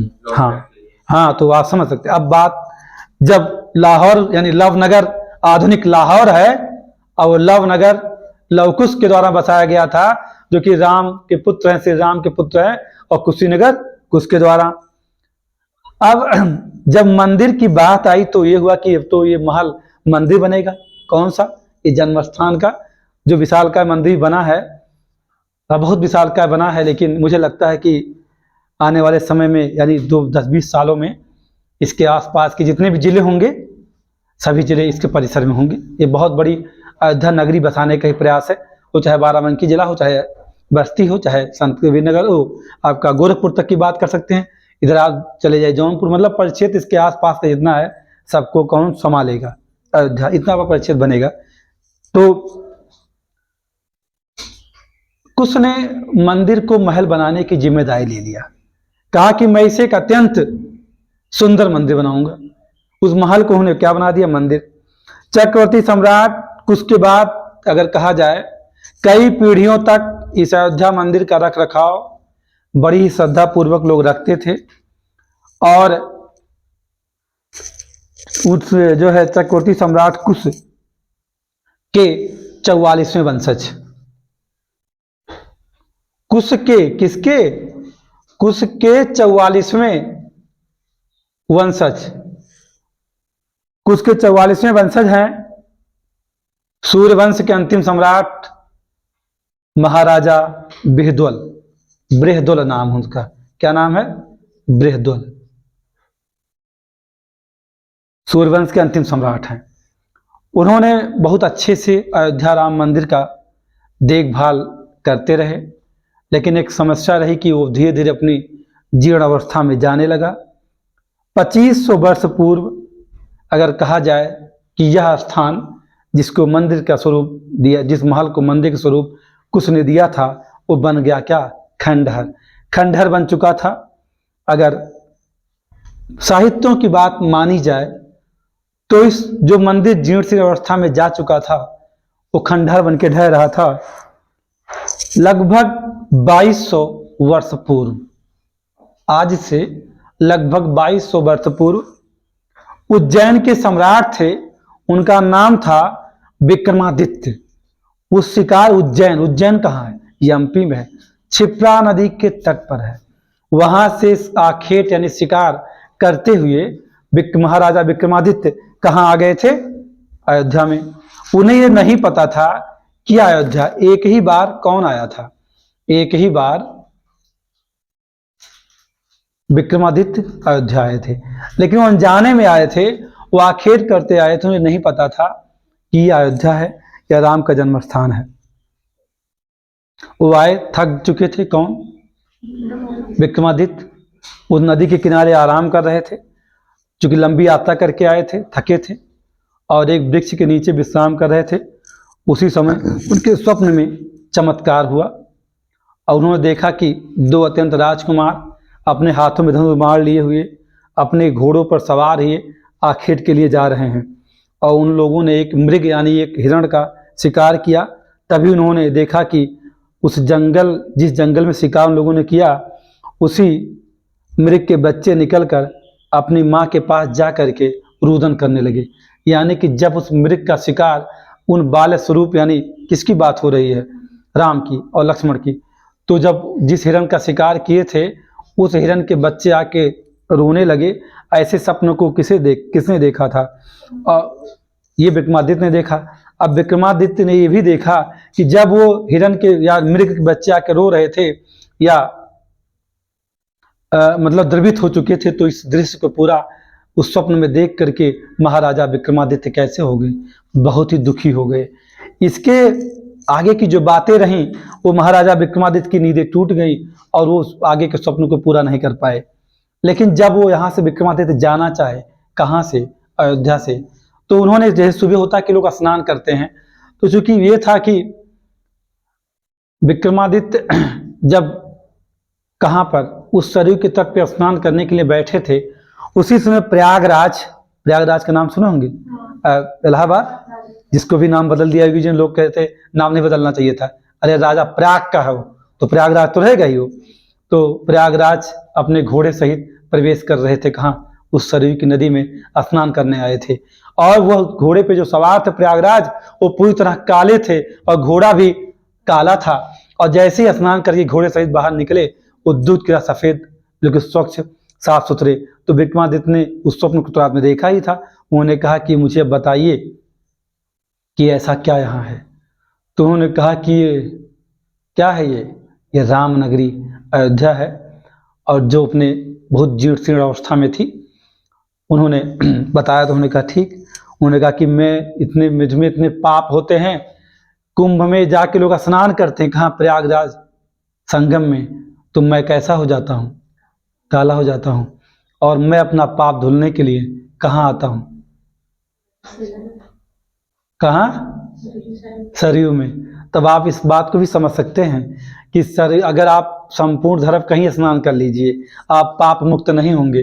कितना महाकुंभ नहा लीजिए, पाप का अंत नहीं होगा आपका। आपने कर्म फल जो पूरा किया उसका अंत देखिएगा। आपने सरयू में अपने जीवन में एक बार भी आंखें बंद करके 5 बार श्री राम का स्मरण करते हुए 5 डुबकी लगा लिया, तो 5 जन्म के पापों का अंत होता है। और जिसका भी नाम लेके उस डुबकी लगा दोगे, उसके बुरे कर्म फल का अंत हो जाएगा। इसीलिए अयोध्या एक ऐसी धरा है कि यहाँ पर पाप कितना भी करिए, उसका प्रभाव हमेशा शून्य रहेगा। ये अच्छे से जानिएगा। उसका कोई भी कुछ भी आप गलत करते चले गए, कितना यहाँ देखते हैं कि यहाँ बहुत बड़े बड़े मौलाना, मौलवी और बड़े बड़े धर्मगुरु कोई हैं क्या अयोध्या में? कोई नहीं है। ना यहाँ ज्ञानी होगा और ना यहाँ बहुत बड़ा महापापी होगा। दोनों समान हो जाएंगे। यहाँ ऐसा संभव नहीं है। इसका साक्ष्य यही है। तो विक्रमादित्य जी को जब बताया तो उन्होंने कहा ठीक है। उन्होंने फिर खोज करना शुरू किया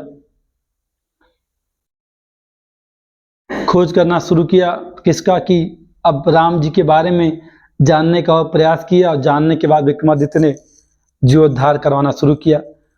प्रभु की जो श्री राम जी की जो जन्मस्थली थी, उसे बहुत ही अच्छे से बहुत भव्य मंदिर का स्वरूप दिया उन्होंने। लगभग 1600 वर्षों तक, जब मंदिर का लगभग 2200 वर्ष पहले मंदिर बना, और 1600 वर्षों तक उस मंदिर की देख रेख बहुत अच्छे से की जाती थी। जब सम्राट विक्रमादित्य यहाँ से जाने लगे, तो उन्होंने कुछ पुजारियों को यहाँ नियुक्त कर दिया और कहा कि अब यहाँ पर जो भी पूजा करेगा, इसी वंश का कोई रहेगा। और ये भी रहा कि हमेशा उसी वंश के लोग जो है पूजा करते रहे हैं। कहाँ? वो राम जन्मभूमि के स्थल पर जो मंदिर था।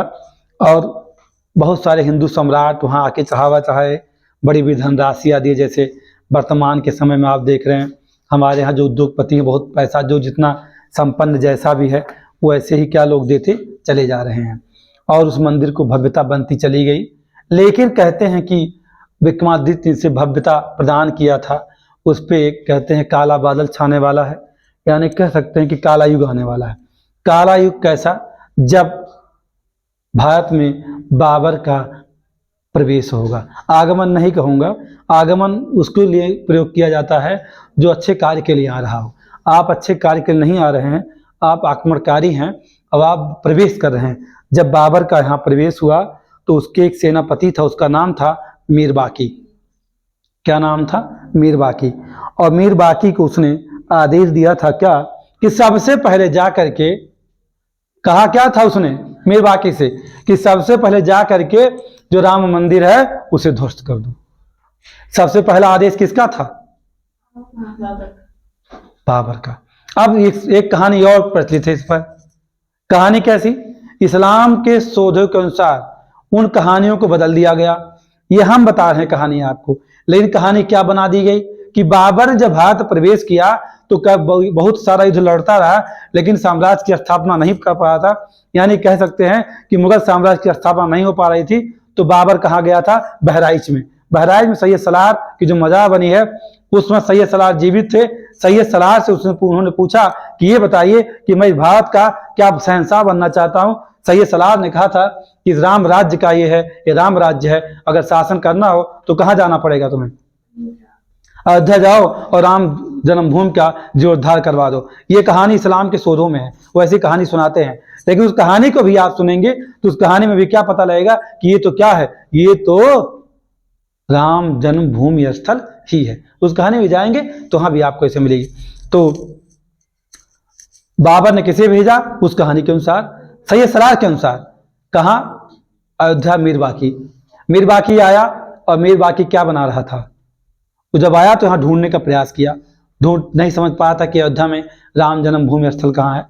तो जैसे है ना कि एक गाय हमेशा घूमती रहती थी और उसका दुग्ध जो है क्या कहते हैं, जब पहुंचती थी राम जन्म भूमि के पास तो वहाँ उसका दुग्ध अपने आप गिरने लगता था।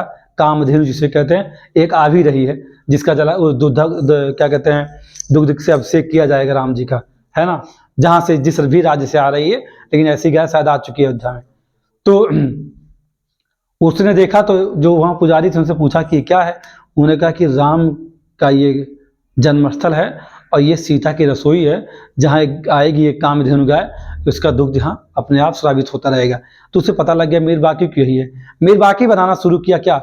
मीर बाकी के साथ जितने भी क्या कहते हैं मिस्त्री आए थे या मैकेनिक्स कहिए, आप जो भी कहिए, जो बिल्डिंग इमारतों का निर्माण करते हैं, वो सब के सब अरबी थे और उन्हें मंदिर बनाना नहीं आता था, वो मस्जिद बनाना ही जानते हैं। उन्होंने उस मंदिर में जो नीचे की दीवारें थी वो फर्श थे वैसे बना के छोड़ दिया। वैसे ही गुंबद को जब बना रहे थे तो बार बार गुंबद ढह जाता था, और गुंबद जब ढह जाता था बार बार तो को परेशान हो गया मीर बाकी, अब क्या होगा। तो उसने पूछा, किससे पूछा? उसने पूछा कि उस पुजारी से कि अब मैं क्या करूं। उन्होंने कहा पहले हनुमान जी का बनाओ।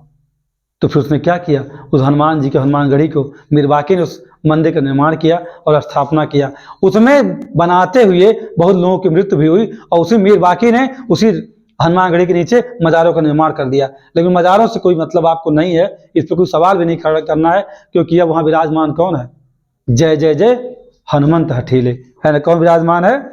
वही हठीले जिसकी पूजा साधन नदी किनारे बहराइच में इस्लाम धर्म को मानने वाले लोग भी कहते हैं। किसकी पूजा करते हैं? हठीले बाबा की पूजा करते हैं। तो वही तो बातें हैं, लेकिन मानने को तैयार ही नहीं होते। उनको समझाता रहेगा, साक्ष्य में साक्ष्य देगा, मानेंगे नहीं इस बात को। तो उसने बनाया किसे? हनुमान जी को स्थापित करवाया और फिर गुंबद बनवा दिया।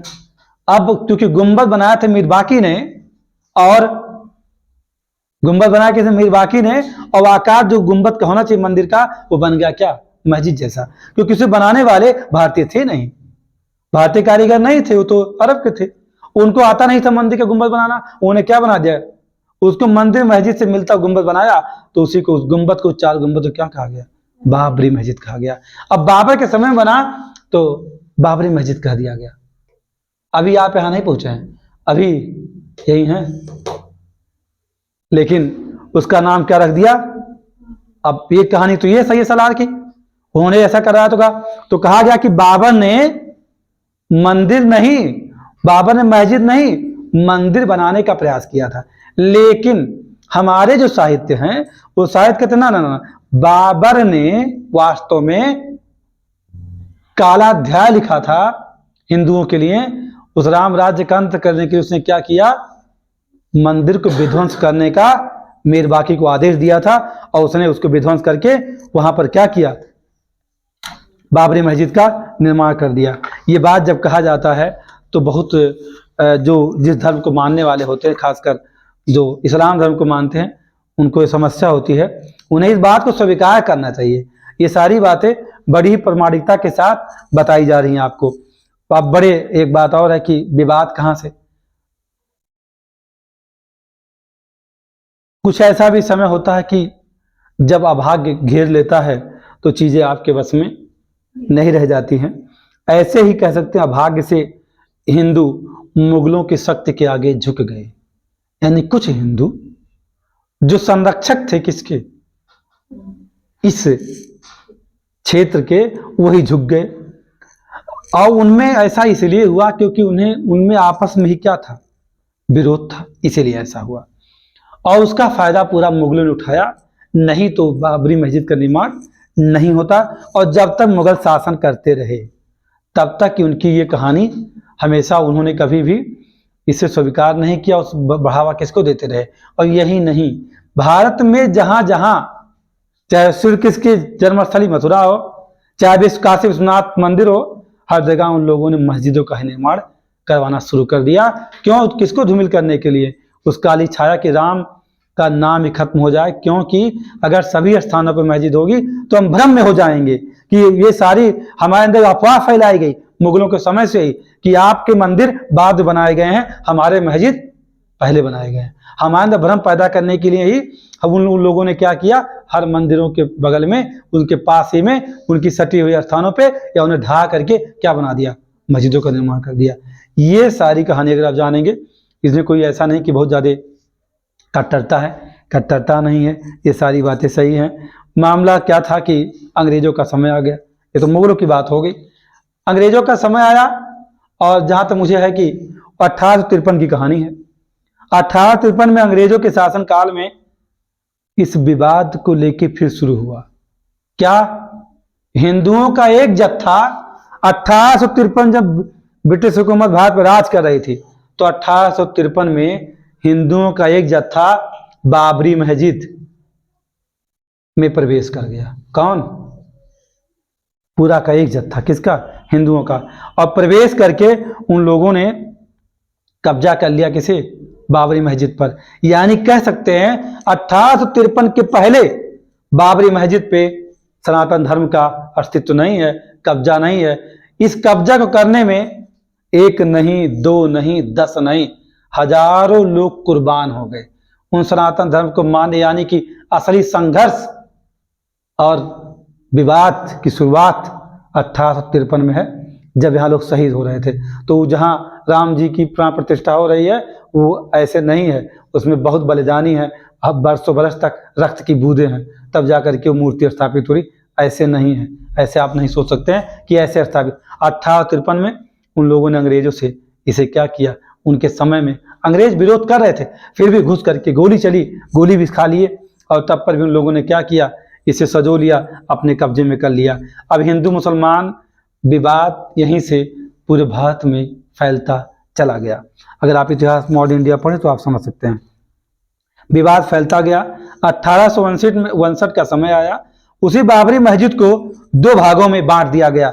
1853 की बात थी और 1859 में इसी बाबरी मस्जिद में कुछ नमाज पढ़ने वाले लोग प्रवेश कर गए। यानी कहाँ, जो राम जन्मस्थली थी उसमें प्रवेश कर गए। कौन, इस्लाम को मानने वाले। और आधे हिस्से में वो क्या करने लगे, नमाज अदा करने लगे। यानी 1859 से उसने नमाज अदा करना शुरू किए। उस राम जन्मभूमि की आधे परिसर में नमाज पढ़ा जाता था, अब आधे परिसर में रामलला की पूजा की जाती थी। समझ में आई बात मेरी, उनकी वहां पूजा होती थी। कहां, आधे हिस्से में। यानी कि कब्जा इसमें 1859 में आधे हिस्से पे कर लिया गया था। अब 2 भागों में विभक्त हो गया था। हमारा जो हिंदू थे वो लोग रामलला की पूजा करते थे। अंग्रेजी प्रशासन ने क्या किया, ब्रिटिश हुकूमत ने लोहे की छड़ों से और बांस बल्लियों से उनको उस मंदिर को 2 भागों में बांट दिया। उसने कभी भी नहीं सोचा कि इसे मैं इस मामले को सुलझा दूं। उसने सुलझाने का प्रयास नहीं किया, क्योंकि वो तो स्वयं चाहते थे कि ये लोग आपस में लड़ते रहें। वो विवाद को वहीं रोका जा सकता था, लेकिन रोका नहीं गया, जानते हैं। और ये भी कहा गया, जब बाण लगाया गया, एक समय ऐसा आया कि ब्रिटिश हुकूमत ने जहां पर रामलला की पूजा होती थी वहां लोहे के छड़े बांध करके और कहा कि हिंदुओं का प्रवेश वर्जित है। तो दर्द कहां है? वहीं तो दर्द है, वहीं दर्द है ना भाई। हमको प्रवेश करने से रोक दिया गया। तब से लोग लड़ते रहे हैं, मरते रहे हैं, और खून की छींटें उसकी दीवारों पर पड़ती रही हैं, उस खंडहर पर। 1992 लोग कहते हैं 6 दिसंबर 1992 की कहानी किसी राजनेता के द्वारा लिखी गई है, ऐसा कुछ नहीं है। 6 दिसंबर 1992 की कहानी लिखने के लिए आप यहाँ तो आइए 1859 में, जहां अंग्रेजों ने बाण लगा करके रोक दिया था किसे कि कोई भी हिंदू सनातन धर्म का प्रवेश नहीं करेगा। तो लोग गुस्साएंगे नहीं, लोगों की आस्थाओं को चोट पहुंची। हिंदू मुसलमान के बीच में हमेशा लड़ाई झगड़ा शुरू हो गया। हाँ बोलिए। दोनों में अलग कर दिया गया, रामलला का मंदिर और फिर इस्लाम का, तो वर्जित क्यों कर दिया गया? अगर एक को रोका जाएगा तो एक तो खुश होगा। ब्रिटिश हुकूमत का क्या इरादा था? इस्लाम मुसलमानों को प्रसन्न करना और हिंदुओं को परेशान करना। एक तो खुश करोगे ना, अलग कैसे होंगे? 1909 पढ़ लीजिएगा, पार्लियामेंट सुधार अधिनियम, समझ जाओगे मेरी बातों को। अब जब ये सब हुआ तो कहा ठीक है, बताते हैं। अब मुसलमानों के बीच एक चौड़ी खाई बन गई। हिंदू मुसलमान के बीच में क्या बनी? एक चौड़ी सी खाई बनी, और वो खाई भरने का नाम अब नहीं ले सकती है। अब कोई तो भर नहीं पाएगा, क्योंकि उनको ये बात स्वीकार करना चाहिए। अगर वो मुसलमान बात को स्वीकार कर लेते ना कि रामलला का ही है, तो फिर वो कभी विवाद शुरू होता ही नहीं। अब हुआ क्या? विवाद चलता रहा, भावनाएं लोगों की आहत रही, असली संघर्ष, लोग लड़ते रहे, मरते रहे। हर बार कोई ना कोई वहां जुलूस निकाल करके पूजा करने प्रयास करते थे, कोई जन्म का दिवस मनाना चाहते थे, तो क्या हो जाता था? हमेशा हमेशा विवाद। इन विवादों की वजह से ही क्या हुआ? हमेशा लोग मरते रहे। समय क्या आ गया? अब जब निर्णय ब्रिटिश हुकूमत नहीं कर पाई थी, तो हमारे यहाँ एक सुप्रीम कोर्ट स्थापित है रामलला की निर्णय करने के लिए। 1885 में, कब? 1885 में अदालत में पहुंचा मामला, यानी कोर्ट अब जाएगा। अब भारतीय न्यायपालिका क्या करेगी? न्याय करेगी। हिंदू साधु थे, उनका नाम जहां तक मुझे पता है रघुवर दास जी है। 1885 में, इनको आप हमेशा याद करिए, कौन है ये? रघुवर दास। 1885 में अयोध्या में एक सन्यासी थे, महंत थे, उनका नाम था रघुवर दास। वो कहाँ पहुंच गए? वो पहुंच गए फैजाबाद की कोर्ट में, यानी कि फैजाबाद की डिस्ट्रिक्ट कोर्ट में। इस मामले को किसने उठाया? किसने? रघुवर दास ने। रघुवर दास ने मामला लेकर प्रार्थना किया। उन्होंने कहा कि हमें अनुमति दीजिए कि राम मंदिर के परिसर का हम निर्माण कर सकें। यानी एक सवाल उठता है कि कौन ऐसा जिसने अदालती कार्रवाई का शुभारंभ करवाया? कहाँ? न्यायालय का शरण कौन लिया रामलला के मंदिर के निर्माण करने के लिए? तो कौन है? रघुवर दास जी। वहां गए, विवाद और गहरा गया। गहरा क्या गया? फिर मामला यह था कि अगर ये कहा जाए कि मैं जो बात कर रहा हूँ 1885 आप समझ सकते हैं। अभी आप आज़ाद तो नहीं है ना कि आज़ाद हो गए? नहीं ना। सोचे कितनी पुरानी बात है ये, बरसों बरस की कहानी है ना। 1885 रघुवर दास जी गए, उनकी बात नहीं सुनी गई, क्योंकि भारत का तो सुप्रीम कोर्ट है ना, वो भाई संविधान तो है नहीं वहां, हम तो गुलाम हैं। अब ये विवाद गहराता चला गया। समय आ गया कब का? 1934 का, 1934। 1934 में इसको लेकर हिंदू और मुस्लिमों के बीच में एक भयानक दंगा अयोध्या में हुआ, जिसमें लोग क्या हुए? जिसमें बहुत सारे लोग काटे पीटे गए। दंगों में अगर ये कहा जाए कि हिंदू और मुसलमान दोनों के जीवनों को क्षति हुई, दोनों कष्ट हुआ, ऐसा नहीं है। और यहीं पर जानते हैं, फिर दंगों के बाद मस्जिद के ढांचे में जो भी क्षति हुई थी, एक और कमी की गई। मस्जिद के ढांचे में जो दंगे फसाद में मस्जिद का ढांचा टूटा फूटा था उस ढांचे का निर्माण किसने करवा दिया? ब्रिटिश हुकूमत ने। कब करवा दिया? 1934 में। वो भी नहीं चाहती थी कि इसका अंत हो जाए। किसका? किसका अंत हो? वो स्वयं भी नहीं चाहती थी। वो 1934 में क्या किया? उसका पुनर्निर्माण कर दिया। फिर 1949, चूंकि अब 34, फिर हम आजादी को जा रहे थे। 1949 तक का विवाद ऐसे ही चलता रहा, कोई समाधान हमारे पास नहीं था। मामला था 22 दिसंबर 1949। अगर आप समय की बात करिए तो 22-23 दिसंबर 1949 में 5 साधु, मध्यरात्रि का समय है, आधी रात को 5 साधु, कौन नाम है? राघव दास। क्या नाम उनका? अभी अयोध्या में आप इनको ढूंढना चाहेंगे ना, आपको सब मिलेंगे। राघव दास, उसमें मर गए, कुछ हैं भी। राघव दास परमहंस जी को आप जान ही रहे हैं, बहुत संघर्ष उन्होंने किया है। अयोध्या में हाल ही में अटल जी प्रधानमंत्री देश के थे, उसमें उनकी डेथ हुई थी, तो आके उन्होंने वहाँ सरयू घाट पे उनको समाधि दिया गया था। तो परमहंस और रामचंद्र दास, श्री रामचंद्र दास, और एक नाम है श्री अभिराम दास और श्री हनुमान प्रसाद पोद्दार और महान श्री दिग्विजयनाथ। ऐसे लोग थे जो इकट्ठा हुए कहाँ? सरयू के तीरे, यानी सरयू नदी के किनारे इकट्ठा हुए, और इन लोगों ने एक प्रोग्राम बनाया। कहा कि स्नान करते हैं और रामलला की मूर्ति को स्नान करवा के, कहाँ? इस सरयू जल में स्नान करवाएंगे, सरयू नदी में, और एक टोकरी में रख के कहाँ लेके चलेंगे? राम मंदिर वहां स्थापित करेंगे। इन लोगों ने क्या किया? मूर्ति को स्नान करवाया और टोकरी में रख करके बाबरी मस्जिद के प्रस्थान किया। ये वह भयानक रात है कि जैसे वासुदेव ने श्री कृष्ण को यमुना नदी को पार करने के लिए वर्षा और घनघोर काली रात में लेके कहाँ चले गए थे? कहाँ ले गए थे? किसके पास? नंदगांव लेके गए थे ना। वैसे ही ये 5 सन्यासी एक टोकरी में क्या किए थे? राम जी को स्नान करवा करके और रख करके कहाँ? बाबरी मस्जिद की ओर चल दिए। उस दिन की बात अगर कही जाए तो बहुत भयावह रात, कैसी? कोहरे से भरी हुई, बहुत ही ठंडक, पूरी तरह अंधेरी, और ये लोग कहाँ पहुँच गए? उस मंदिर के गर्भगृह में प्रवेश कर गए। वो 5 सन्यासी, उन लोगों ने क्या किया? उसको तोड़ ताड़ करके, जो भी बंद था दरवाजा तोड़ करके वहाँ किसे स्थापित कर दिया? राम जी को वहाँ स्थापित कर दिया गर्भगृह में, यानी उनकी प्रतिष्ठा कर दिया। और इस समय 2 कांस्टेबल वहाँ तैनात थे, और कांस्टेबल तैनात तो थे, ठीक है, लेकिन इतनी ठंड थी और इतनी अंधेरी रात थी कि कह सकते हैं कि राम जी की ऐसी कृपा कि वो कांस्टेबल होश में थे ही नहीं। जिन कांस्टेबल तैनात किया गया था ना, वो कांस्टेबल वहां थे ही नहीं। थे लेकिन होश में नहीं थे। तोड़ रहे थे, आवाज ही नहीं। हाँ, मतलब वो स्थापित कर ले गए।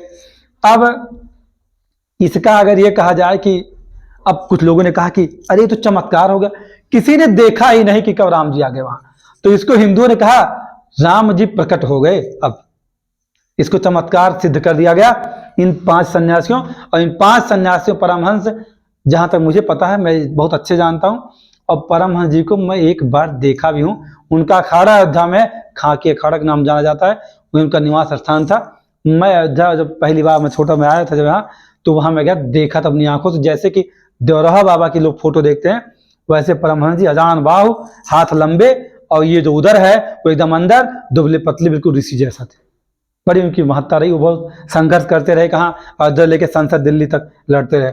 मुसलमानों ने कहा चमत्कार हो गया, हिंदुओं ने कहा चमत्कार, मुसलमानों ने इसका विरोध करना शुरू कर दिया। इतना लोग विरोध किया कि इस विरोध करने में कहाँ पहुंच गए? कोर्ट में। फिर अदालत पहुंच गया मामला। अदालत में कौन ले गया? मुसलमान लेके गए लोग ले गए वहां।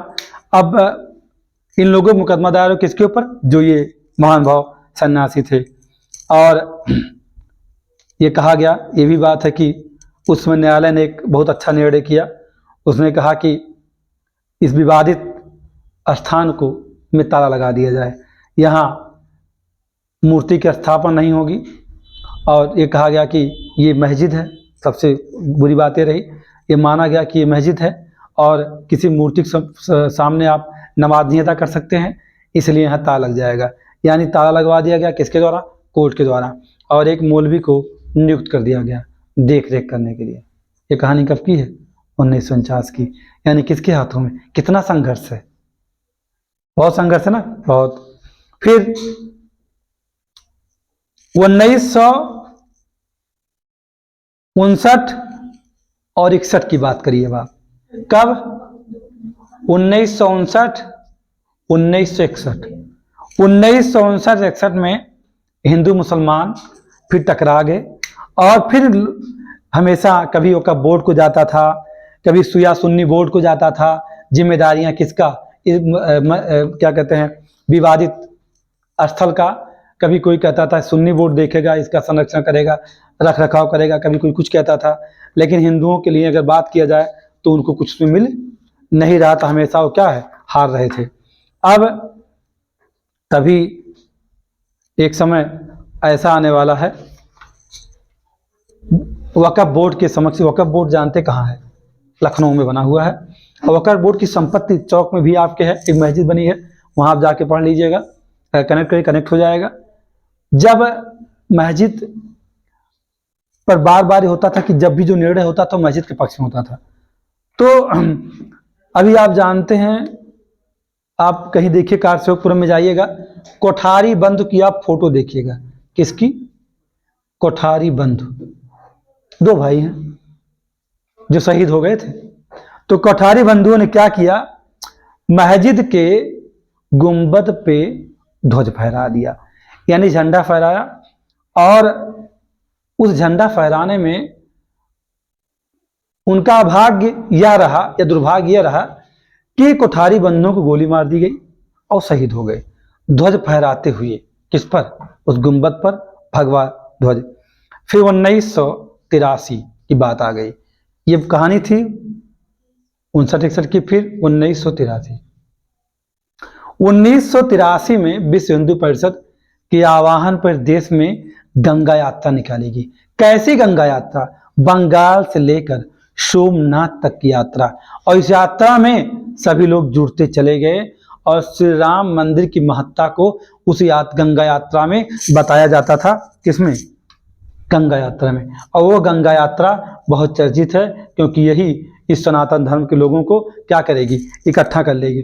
इकट्ठा कर लेगी यानी कि एक समूह तैयार करेगी। किसके लिए? राम मंदिर के लिए। अब मामला क्या हुआ? ये 83, फिर 1984 में जाइए, 1984 में विश्व हिंदू परिषद, जो कि अशोक सिंघल आप जानते हैं, फोटो की लगी थी, जाके देख सकते हैं, भगवान श्री राम के जन्मस्थली को मुक्त करने के लिए राम मंदिर बनाने के समिति का निर्माण कर दिया। कब? 1984 में राम मंदिर निर्माण समिति की स्थापना विश्व हिंदू परिषद ने 1984 में किया। और उसी के एक संबंधित या उसके अध्यक्ष वर्तमान के डॉक्टर रविंद्र सिंह इस राम जन्मभूमि या राम मंदिर जो प्राण प्रतिष्ठा होनी है उसके क्या है? मुख्य यजमान है। वही डॉक्टर रविंद्र सिंह है जिनकी आप चर्चा कर रहे थे अभी थोड़ी पहले। अब एक समिति बनाई और उन्होंने गोरखपुर में गोरखनाथ धाम के महंत थे। कौन? अवैधनाथ, जो किसके गुरु हैं? इस राज्य के मुख्यमंत्री गुरु हैं। अवैधनाथ जी को इस राम जन्मभूमि मुक्त यज्ञ समिति में शामिल किया, उनको भी जो है अध्यक्ष बना दिया। और धीरे धीरे लोग संघर्ष करते रहे। और एक समय ऐसा, यहाँ कोई राजनीतिक व्यक्ति नहीं है, लेकिन इस संघर्ष में अचानक एक व्यक्ति का प्रवेश होगा। किसका प्रवेश होगा? यल के अडवाणी, यानी लाल किस अडवाणी की एंट्री हो गई। कहाँ? एक समय ऐसा आया कि इस अभियान को अशोक सिंघल के, या कह सकते विश्व हिंदू परिषद के इस अभियान को किसने हाथ ले लिया अपने हाथों हाथ में? लाल के अडवाणी, यानी कि भाजपा, यानी कि जो वर्तमान की पार्टी जिस देश पर राज कर रही है, उनके हाथों में गई। और फरवरी 1986 का समय था। हिंदुओं को प्रार्थना करने के लिए 1986 में फैजाबाद कोर्ट के द्वारा अयोध्या राम मंदिर का ताला खोल दिया गया कि वहां क्या हो सकता है, आप प्रार्थना कर सकते हैं। हिंदुओं की प्रार्थना करने के लिए, या पूजा करने के लिए 1986 में उस ताले को हटा दिया गया। तब बाबरी मस्जिद जो कमेटी थी उसने इसका विरोध करना शुरू कर दिया। और ये भी जानिएगा 40 देशों से 40 उसी समय से 1986 से उसी समय से 40 देशों से जहां जहां किसका साम्राज्य था, जहां साक्ष्य उपलब्ध है राम जी का, उन 40 देशों से क्या मंगवाए गए, शिलाएं मंगवाई गई, पत्थर मंगवाए गए और उस परिसर में क्या किया गया, श्री राम शिला का पूजन किया गया। तो लोगों ने कहा राम शिला का पूजन। अब आप सोचिए 40 देशों के पत्थरों को मंगा करके विश्व हिंदू परिषद ने वहां क्या करवाया था, श्री राम शिला का पूजा करवाया। अब बात आई क्या, 25 सितंबर 1990। अब आप प्रवेश कहाँ कर रहे हैं, इसके अंत की ओर जा रहे हैं, हाँ गिराने जा रहे हैं। अब आप 25 सितंबर 1990 को भाजपा के उस समय अध्यक्ष थे, उनका नाम था एल के अडवाणी जी। उन्होंने एक यात्रा निकाली राम मंदिर के समर्थन में, गुजरात के सोमनाथ से उत्तर प्रदेश तक। गुजरात के सोमनाथ से यात्रा शुरू हुई, उत्तर प्रदेश तक क्या निकाला उन्होंने, क्या यात्रा निकाला, रथ यात्रा जिसे लोग कहते हैं या राम मंदिर यात्रा भी कहते हैं। उस यात्रा में ये भी जानिएगा कि बीच बीच में जो मतलब पोषक थे वो लोग उनको गिरफ्तार भी किए हैं, समझ सोचिएगा। गोली चलवाने की प्रयास किया गया, जैसे कि बिहार में उसमें मुख्यमंत्री लालू प्रसाद यादव थे, वो एल के अडवाणी को क्या करना चाह रहे थे, बंदी बना लिए थे। उस रथ यात्रा को रोका गया था, ये बार बार बार कही जाती है, लोग कहते भी है, सही भी है, गलत नहीं है। बिहार सरकार ने रोक लिया, बंदी बना लिया, फिर भी रुका नहीं। गुजरात, कर्नाटक, उत्तर प्रदेश, आंध्र प्रदेश, जैसे अडवाणी जी गिरफ्तार हुए दंगे भड़क गए और अडवाणी जी को बिहार सरकार को क्या करना पड़ा, छोड़ना पड़ा। जानते उस समय जो लोग अडवाणी जी के साथ आ रहे थे, एक यात्रा थी मात्र, उनका इरादा कुछ भी ऐसा नहीं था कि ऐसा कुछ करेंगे। एक बहुत बड़ी कार सेवा बनती चलेगी, मतलब 2-4-10 से कारवा बनता चला गया, उसमें लाखों की भीड़ किसी साथ चलती थी एल के अडवाणी के साथ। उन लोगों के हाथों में ईंट और पत्थर हुआ करते थे, उसको लेके चलते थे कि हमें कोई रोकेगा तो उसको पीटेंगे। कौन, वो लोग ऐसे चलते थे और वो भगवा झंडा लिए चलते थे। और जब वो आए कहाँ, अक्टूबर 1990 की बात हो गई, जब अयोध्या में प्रवेश किए तो लोग उसमें जब प्रवेश कर गए तो 30 अक्टूबर 1990 कहानी है ये। अयोध्या में आए तो सबके हाथों में झंडे से ध्वज थे। उन लोगों ने बस ये इरादा उनका था, क्या इरादा था, कि हम जाएंगे कहाँ, हम जाएंगे उस जो गुंबद है उस पर भगवा ध्वज को फहरा देंगे, बस यही इरादा था। और शांतिपूर्ण तरीके से वहां प्रार्थना करेंगे, ऐसा इरादा अडवाणी जी का भी था। 30 अक्टूबर 1990 को वो लोग जब कार सेवा पूरी प्रवेश किया तो जैसे ही जय श्री राम जय श्री राम जय श्री राम का उद्घोष शुरू हुआ, वैसे ही जो सनातन धर्मी थे इतने आवेश में आ गए, इतने आवेश में आ गए कि उन लोगों ने गुंबद पे चढ़ करके और जो है ध्वज फहराना शुरू किया। और जबकि चढ़ना नहीं था वहां, फिर भी वो चढ़ करके और थोड़ा सा उपद्रव शुरू हुआ। वैसे ही उस समय इस राज्य के मुख्यमंत्री उत्तर प्रदेश के मुलायम सिंह यादव, उनके आदेश पर गोलियां चलनी शुरू हो गई। उन्हें आदेश क्या दिया कि कार सेवकों पर गोली चला दिया जाए। उसमें अनगिनत, एक नहीं हजारों हजार, ये कहा जाए कि 200 किलोमीटर यात्रा पैदल करके आने वाले, सरयू नदी के रास्ते आने वाले उन कार सेवकों को भून दिया गया। अधिकतम उसमें क्या हुए, मर गए थे। ये बात 1990 की है, 92 की नहीं है, ये जानिएगा, आप सर्च भी कर लीजिएगा। उन्हें गोली चलवा दिया, अधिकतम कार सेवक उसमें मारे गए। ये कहा जाए कि कुछ उसमें भाग गए तो कुछ बच गए, जो एमपी साहब, मतलब ये कहा जाए कि अधिकतम लोग उसमें मारे गए थे। मतलब ये मैं कहूँगा कि अनगिनत कार सेवकों ने अपने प्राण की आहुति दे दी थी। कब, ध्वज उस यात्रा में अडवाणी के, भले अडवाणी जी नहीं है प्रधानमंत्री, अडवाणी जी बुजुर्ग भी थे, वो नहीं है तो कोई बात नहीं, लेकिन उनकी नींव थी, उन लोगों ने बनाया था इसको ऐसे करने का, जिसका ये कह सकते हैं कि उस समय में आप कहेंगे कि क्या जो वर्तमान का महासन्यासी है वो कहाँ था, तो महासन्यासी भी उस यात्रा का हिस्सा था। अयोध्या में आए थे, वो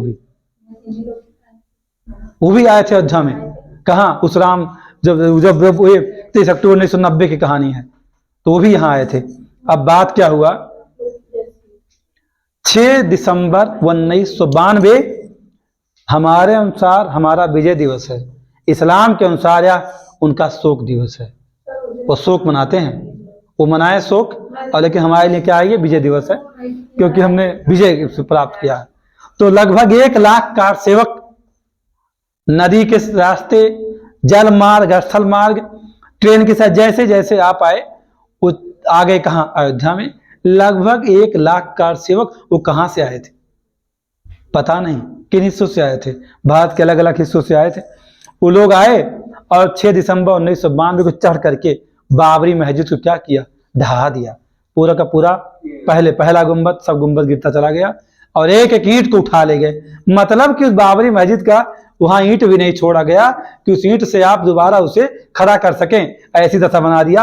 हम लोग तो कहते 1 लाख लिखा गया इतिहास में, लेकिन वो प्रतीकात्मक कार सेवा थी। लेकिन उनके अंदर वही बात होती कि जब जैसे राम को उद्घोष हुआ तो उसमें उनमें इतनी अधिक उत्तेजना आ गई कि उन लोगों ने पूरा एक एक ईंट को उखाड़ के फेंक दिया और विजयी कार सेवक अपने हाथ में विध्वस्त किए गए।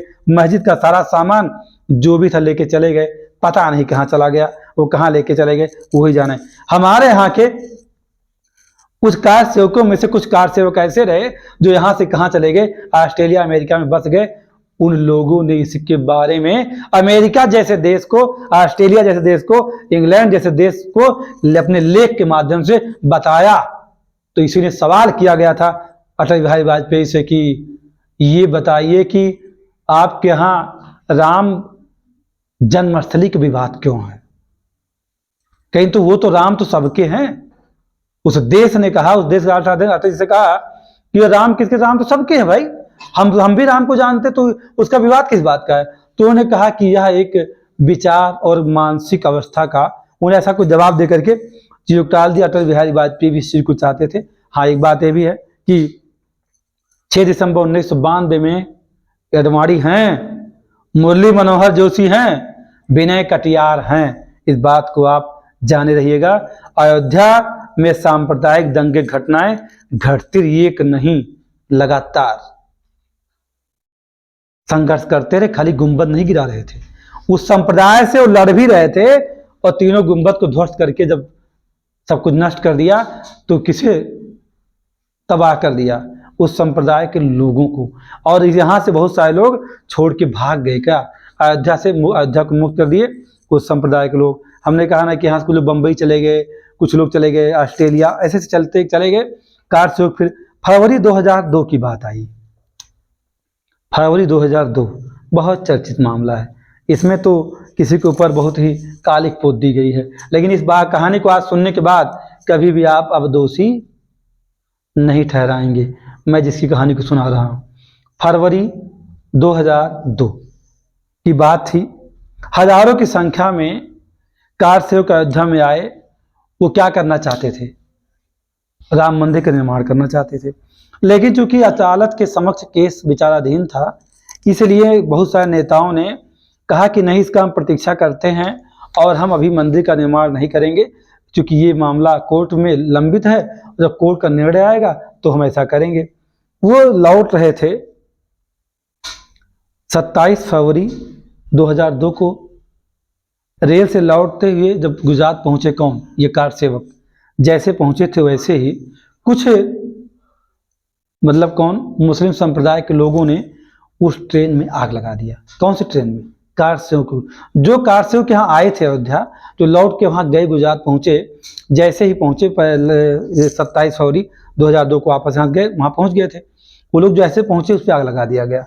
उसमें से 90 ऐसे, जिसका डेटा अवेलेबल है, डेटा है कि 90 कार सेवक भी जले।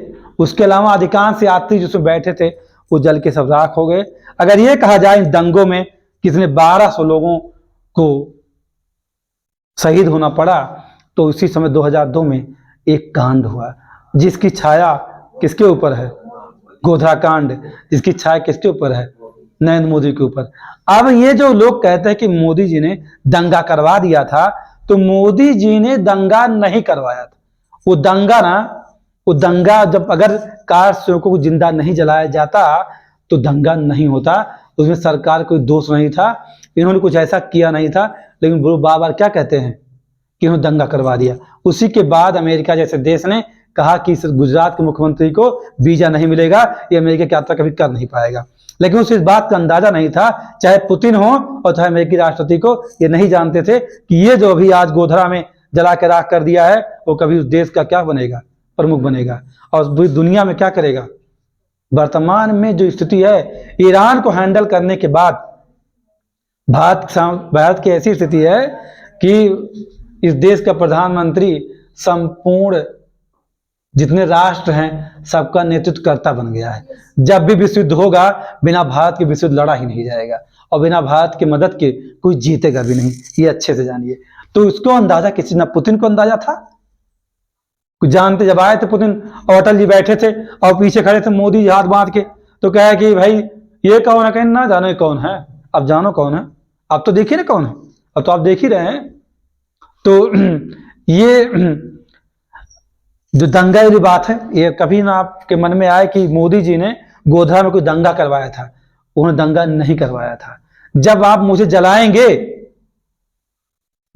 तो हम क्या करेंगे, हम भड़केंगे ना, हमारे परिवार से लोग जलेंगे तो हम क्या करेंगे, सोचिए।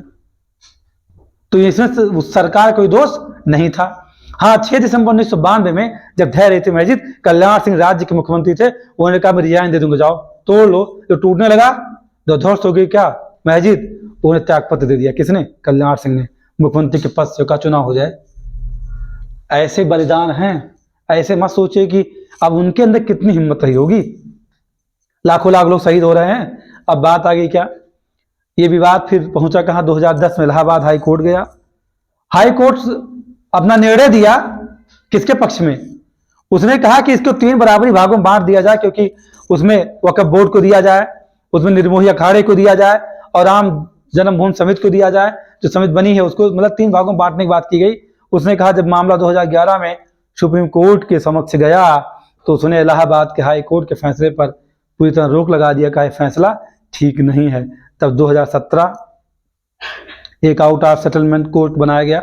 इस 2017, 2018, 2019 तक इस अयोध्या में अवध यूनिवर्सिटी इस बात की गवाह है, अवध विश्वविद्यालय का जो इंजीनियरिंग कैंपस है इस बात का गवाह है कि रातों रात बैठ करके सुप्रीम कोर्ट ने सेटलमेंट करने के लिए लोगों को चुना था। उसमें रामदेव जी भी थे, पंडित रविशंकर जी थे, बहुत सारे लोग थे। जो रविशंकर हमारे महागुरु वो भी है, एक क्या मुरारी बापू जी, बहुत लोगों को यहाँ भेजा जाता था, कई बार बैठकें हुई, लेकिन इस संप्रदाय के लोगों ने मानने को कभी वो तैयार ही नहीं हुए।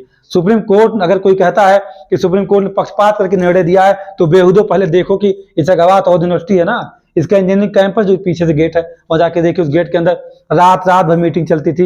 ये लोग आते थे और चर्चा होती थी कि सुप्रीम कोर्ट पूछता था कि बताइए संप्रदाय का मामला है, क्या निर्णय होगा, ये इसके साक्ष्य मिल रहे हैं। और जब ये सब नहीं हो रहा था तब कहाँ थे लोग। लोग कहते कि मोदी जी ने सुप्रीम कोर्ट को दबाव में लेकर के निर्णय करवा दिया, ऐसा कुछ भी नहीं है। उस सेटलमेंट को लोग याद करें कि यहाँ सेटलमेंट के लिए इस अवध यूनिवर्सिटी के कैंपस पीछे जो इंजीनियरिंग का कैंपस है उसमें 2019 तक चला है ड्रामा।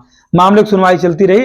सुप्रीम कोर्ट बार बार कहता था कि मैं एक इमीडिएटर पैनल बना रहा हूं, वो पैनल कहाँ जाए, अयोध्या में, और जा करके मामले को सुलझा ले, मुझे निर्णय ना देना पड़े क्योंकि ये संप्रदाय का मामला है। लेकिन पैनल में जितने भी महागुरु मौलवी बैठते थे ना वो कभी तैयार नहीं। तो सबसे हरामखोर तो उनके मौलवी हैं, बाकी तो जो हैं ही वो हैं ही। सबसे ज्यादा हरामखोर मौलवी है जो कि करते क्या थे वो, इसमें कहने में कुछ नहीं है, जो कि वो लोग मानते नहीं थे, वो मानते नहीं थे। तो फिर सुप्रीम कोर्ट को अंत में क्या करना पड़ा, निर्णय सुना। पर निर्णय के लिए जब साक्ष्य की बात आई तो हमारे यहाँ एक जनमानद जगत गुरु हैं श्री राम भद्राचार्य, उन्होंने अपना साक्ष्य प्रस्तुत किया और साहित्यिक साक्ष्य प्रस्तुत किया। और जब प्रस्तुत हुआ साक्ष्य, एएसआई ने अपना साक्ष्य प्रस्तुत किया। लोग कहते हैं कि एएसआई ने जो एविडेंस दिया, पुरातात्विक आर्कियोलॉजिकल जो एविडेंस दिया था वो सारी चीजें गलत हैं, वो गलत नहीं है। लोग कहते हैं उसको तो मोड़ दिया गया, ऐसा कुछ नहीं। मंदिर का फर्श अलग होता है और मस्जिद का फर्श अलग होता है। अगर मस्जिद थी तो सीता रसोई वहां क्यों मिली थी, है जवाब नहीं। 2-3 सवाल ऐसे हैं जो उस पुरातत्व ने दिया और कहा कि पूरा साक्ष्य इसका है। वहां छोटी छोटी टूटी फूटी मूर्तियों के अवशेष मिले हुए थे, तो आप कैसे कह सकते हैं कि नहीं है। तो यानी साहित्यिक और पुरातात्विक दोनों भी सोर्स वगैरह आप देखेंगे तो सारी चीज सही थी। मामला आ गया। अब प्रतिदिन सुनवाई चलती थी। 6 अगस्त 2019 से लगातार सुप्रीम कोर्ट सुनवाई कर रहा था। 16 अक्टूबर 2019 में जब पहुंचा तो कहा अब मैं अपना निर्णय क्या करता हूं, सुरक्षित करता हूं। यानी 6 अगस्त से लेके कह सकते हैं 16 अक्टूबर 2019 लगातार सुनवाई करने के बाद सुप्रीम कोर्ट ने अपने निर्णय को सुरक्षित कर लिया और कहा इंतजार करो, अब हम निर्णय देंगे जब हमारा समय आएगा। तो 9 नवंबर एक ऐसा दिन मुझे याद अच्छे से, 9 नवंबर का दिन था और जानते हैं सभी जगहों पे लोग इकट्ठा थे। 9 नवंबर 2019 लोग इंतजार कर रहे थे इस बात को लेकर कि निर्णय क्या आएगा। उस दिन भी जैसे 22 तारीख को देश में सन्नाटा होगा, लोग उस दिन पूरा सन्नाटा था, आज निर्णय क्या होगा। ठीक, निर्णय सुप्रीम कोर्ट ने सुरक्षित कर लिया था, लेकिन निर्णय जब तक ओपन ना हो जाए तो क्या पता क्या अंदर है। लोग चर्चा कर रहे थे तब तक 2 से 3 बजे उसका टेलीकास्ट कर दिया गया, किसका, जजमेंट का, और कहा गया कि 2.77 एक विवादित जमीन है जो हिंदुओं को मिलती है, यानी 2.77 एकड़ भूमि हिंदुओं को दी जा रही है। मस्जिद के लिए 5 एकड़ जमीन अलग से दी जाएगी, यानी हमारा डबल, लेकिन वहां नहीं दिया जाएगा, ये उसका निर्णय है, वहां नहीं कहीं और। तो कहीं और दिया गया, कहाँ दिया गया, रौनाही थाना है शॉल के आगे, वहीं दिया गया 5 एकड़ जमीन। अभी शायद पत्थर तो नहीं लगा है, अभी रोग आ रहे हैं, अभी रोग आ लेंगे तो कुछ दिन बाद उसको बनाएंगे रोग आकर के वो लोग। अभी तो रोएंगे क्या, मातम मना रहे हैं, अभी राम जी आ रहे हैं तो मातम मनाएंगे अपना, माता तो मनाने के बाद तब वो शुरू करेंगे निर्माण कार्य अपना। हो सकता है ना भी बनाएंगे, ऐसा भी हो सकता है। उनके लिए तो मक्का में तो कहते ना कि हमारा तो मक्का में एक पवित्र स्थल है, हिंदुओं के पास क्या है, अरे हिंदुओं को कहने के लिए तो मिल गया ना, हमारे पास अयोध्या में राम है। अब तो नहीं कहेगा कोई ना कि नहीं है, अब तो आप कह नहीं सकते ना। तो अब इस क्या क्या सनातन धर्म का एक स्थल, एक पवित्र स्थल अयोध्या से राम है। तो मतलब ऐसा निर्णय है, और उसमें ये भी है कि आर्कियोलॉजिकल डिपार्टमेंट ने पूरा सिद्ध किया, ऐसा नहीं कि ऐसे फर्जी निर्णय सुप्रीम कोर्ट ने दिया। लोग कहते हैं ना कि बड़े दबाव के साथ जो क्या कहते हैं निर्णय आ गया और दबाव बना करके निर्णय दिलवाया गया, ऐसा कुछ नहीं है। आर्कियोलॉजिकल डिपार्टमेंट ने जो कहा वही माना गया। और एक चीज कहा गया, सुप्रीम कोर्ट ने सीधे कहा था कि ऐसा है बेटा, जो मस्जिद थी ना वो इस्लामिक ढांचा नहीं था, वो ढाए गए ढांचे के नीचे एक मंदिर छिपा था। उसने ये कहा कि इस्लामिक ढांचा नहीं है जो तुम गुंबद की बात कर रहे हो, वो इस्लामिक ढांचे के अंदर छिपा हुआ एक मंदिर था जिसे तुम लोग पहले तोड़ फोड़ करके इसको छीन रहे थे। तो 5 अगस्त 2020 का समय आया, निर्णय जब आ गया, 19 में आया था 9 नवंबर को, इंतजार किया कौन, इस देश की सरकार ने, और 5 अगस्त 2020 को राम मंदिर भूमि पूजन करने के लिए कौन आ गया, इस देश के प्रधानमंत्री नरेंद्र मोदी। और आईएसएस के संचालक थे, उनका नाम था मोहन भागवत, और लगभग 175 लोगों के साथ इस राज्य के मुख्यमंत्री योगी आदित्यनाथ जी, इन लोगों के साथ भूमि पूजन हुआ। कब, 5 अगस्त 2020 को। तब से अनवरत मंदिर का निर्माण चल रहा था। अब 22 जनवरी 2023 को, 23 को, अच्छा नहीं 24 को, अच्छा 24 भाई, 22 जनवरी 2024 को राम जी क्या करेंगे, अपने उस जिसको उन्होंने आदेश दिया था अपने पुत्रों को किए अब महल ना हो करके मंदिर हो जाएगा, तो वो वास्तव में अब फिर कितने से कई हजार सालों बाद वो 22 जनवरी 2024 को पुनः क्या है, मंदिर के स्वरूप में आ रहा है, जहां से हमारी आस्था जुड़ी है लोगों की। और कह सकते हैं कि पहले तो ये कहा गया था कि एक मॉडल होगा, मंदिर का एक मॉडल कुछ अलग बनाया गया था। कारसेवकपुरम में बरसों बरस पत्थर तराशे गए हैं, कई बरसों तक तराशे गए, पता नहीं तराशने वाले कितने शहीद हो गए, मर गए, उनका जीवन नहीं रहा, उसको देख ही नहीं पाए।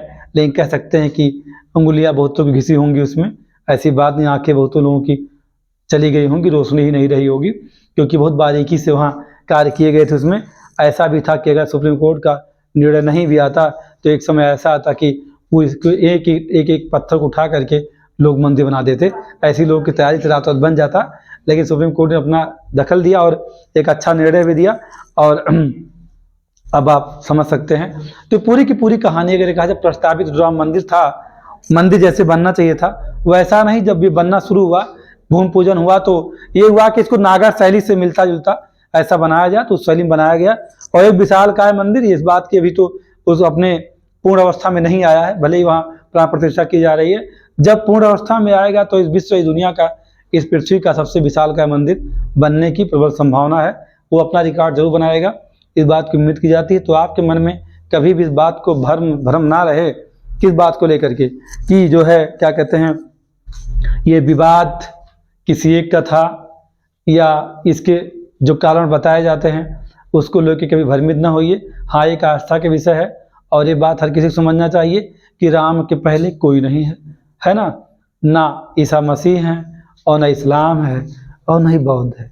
तो राम के पहले वो नहीं है, तो यानी सब के सब क्या है, एक जैसे हैं। आपको विश्वास नहीं करना चाहिए, आपको ये नहीं सोचना चाहिए कि कहीं से ऐसा कुछ बातें बता दी जा रही हैं या गलत बातें फैलाई जा रही हैं, ऐसा कहीं कुछ भी नहीं है। आप भ्रमित कभी नहीं होना चाहिए। जो भी सारी चीज़ें हैं, ये सारी की सारी बातें मेरी जो आपके सामने रखी गई हैं, ये सब के सब साहित्यिक और पुरातात्विक प्रमाणिक चीज़ें हैं। कहीं ऐसा नहीं, हाँ ये हो सकता है कि हमने कुछ बताने में कुछ कम ही बताया हो, इसके लिए भाई प्रार्थना है, क्षमा करिए, क्योंकि ऐसा हो सकता है मैंने कम बातें बताई हो, ऐसा हो सकता, लेकिन ये कि बताने का पूरा प्रयास मैंने कर दिया है इसमें। तो ये है राम मंदिर की कहानी। ठीक।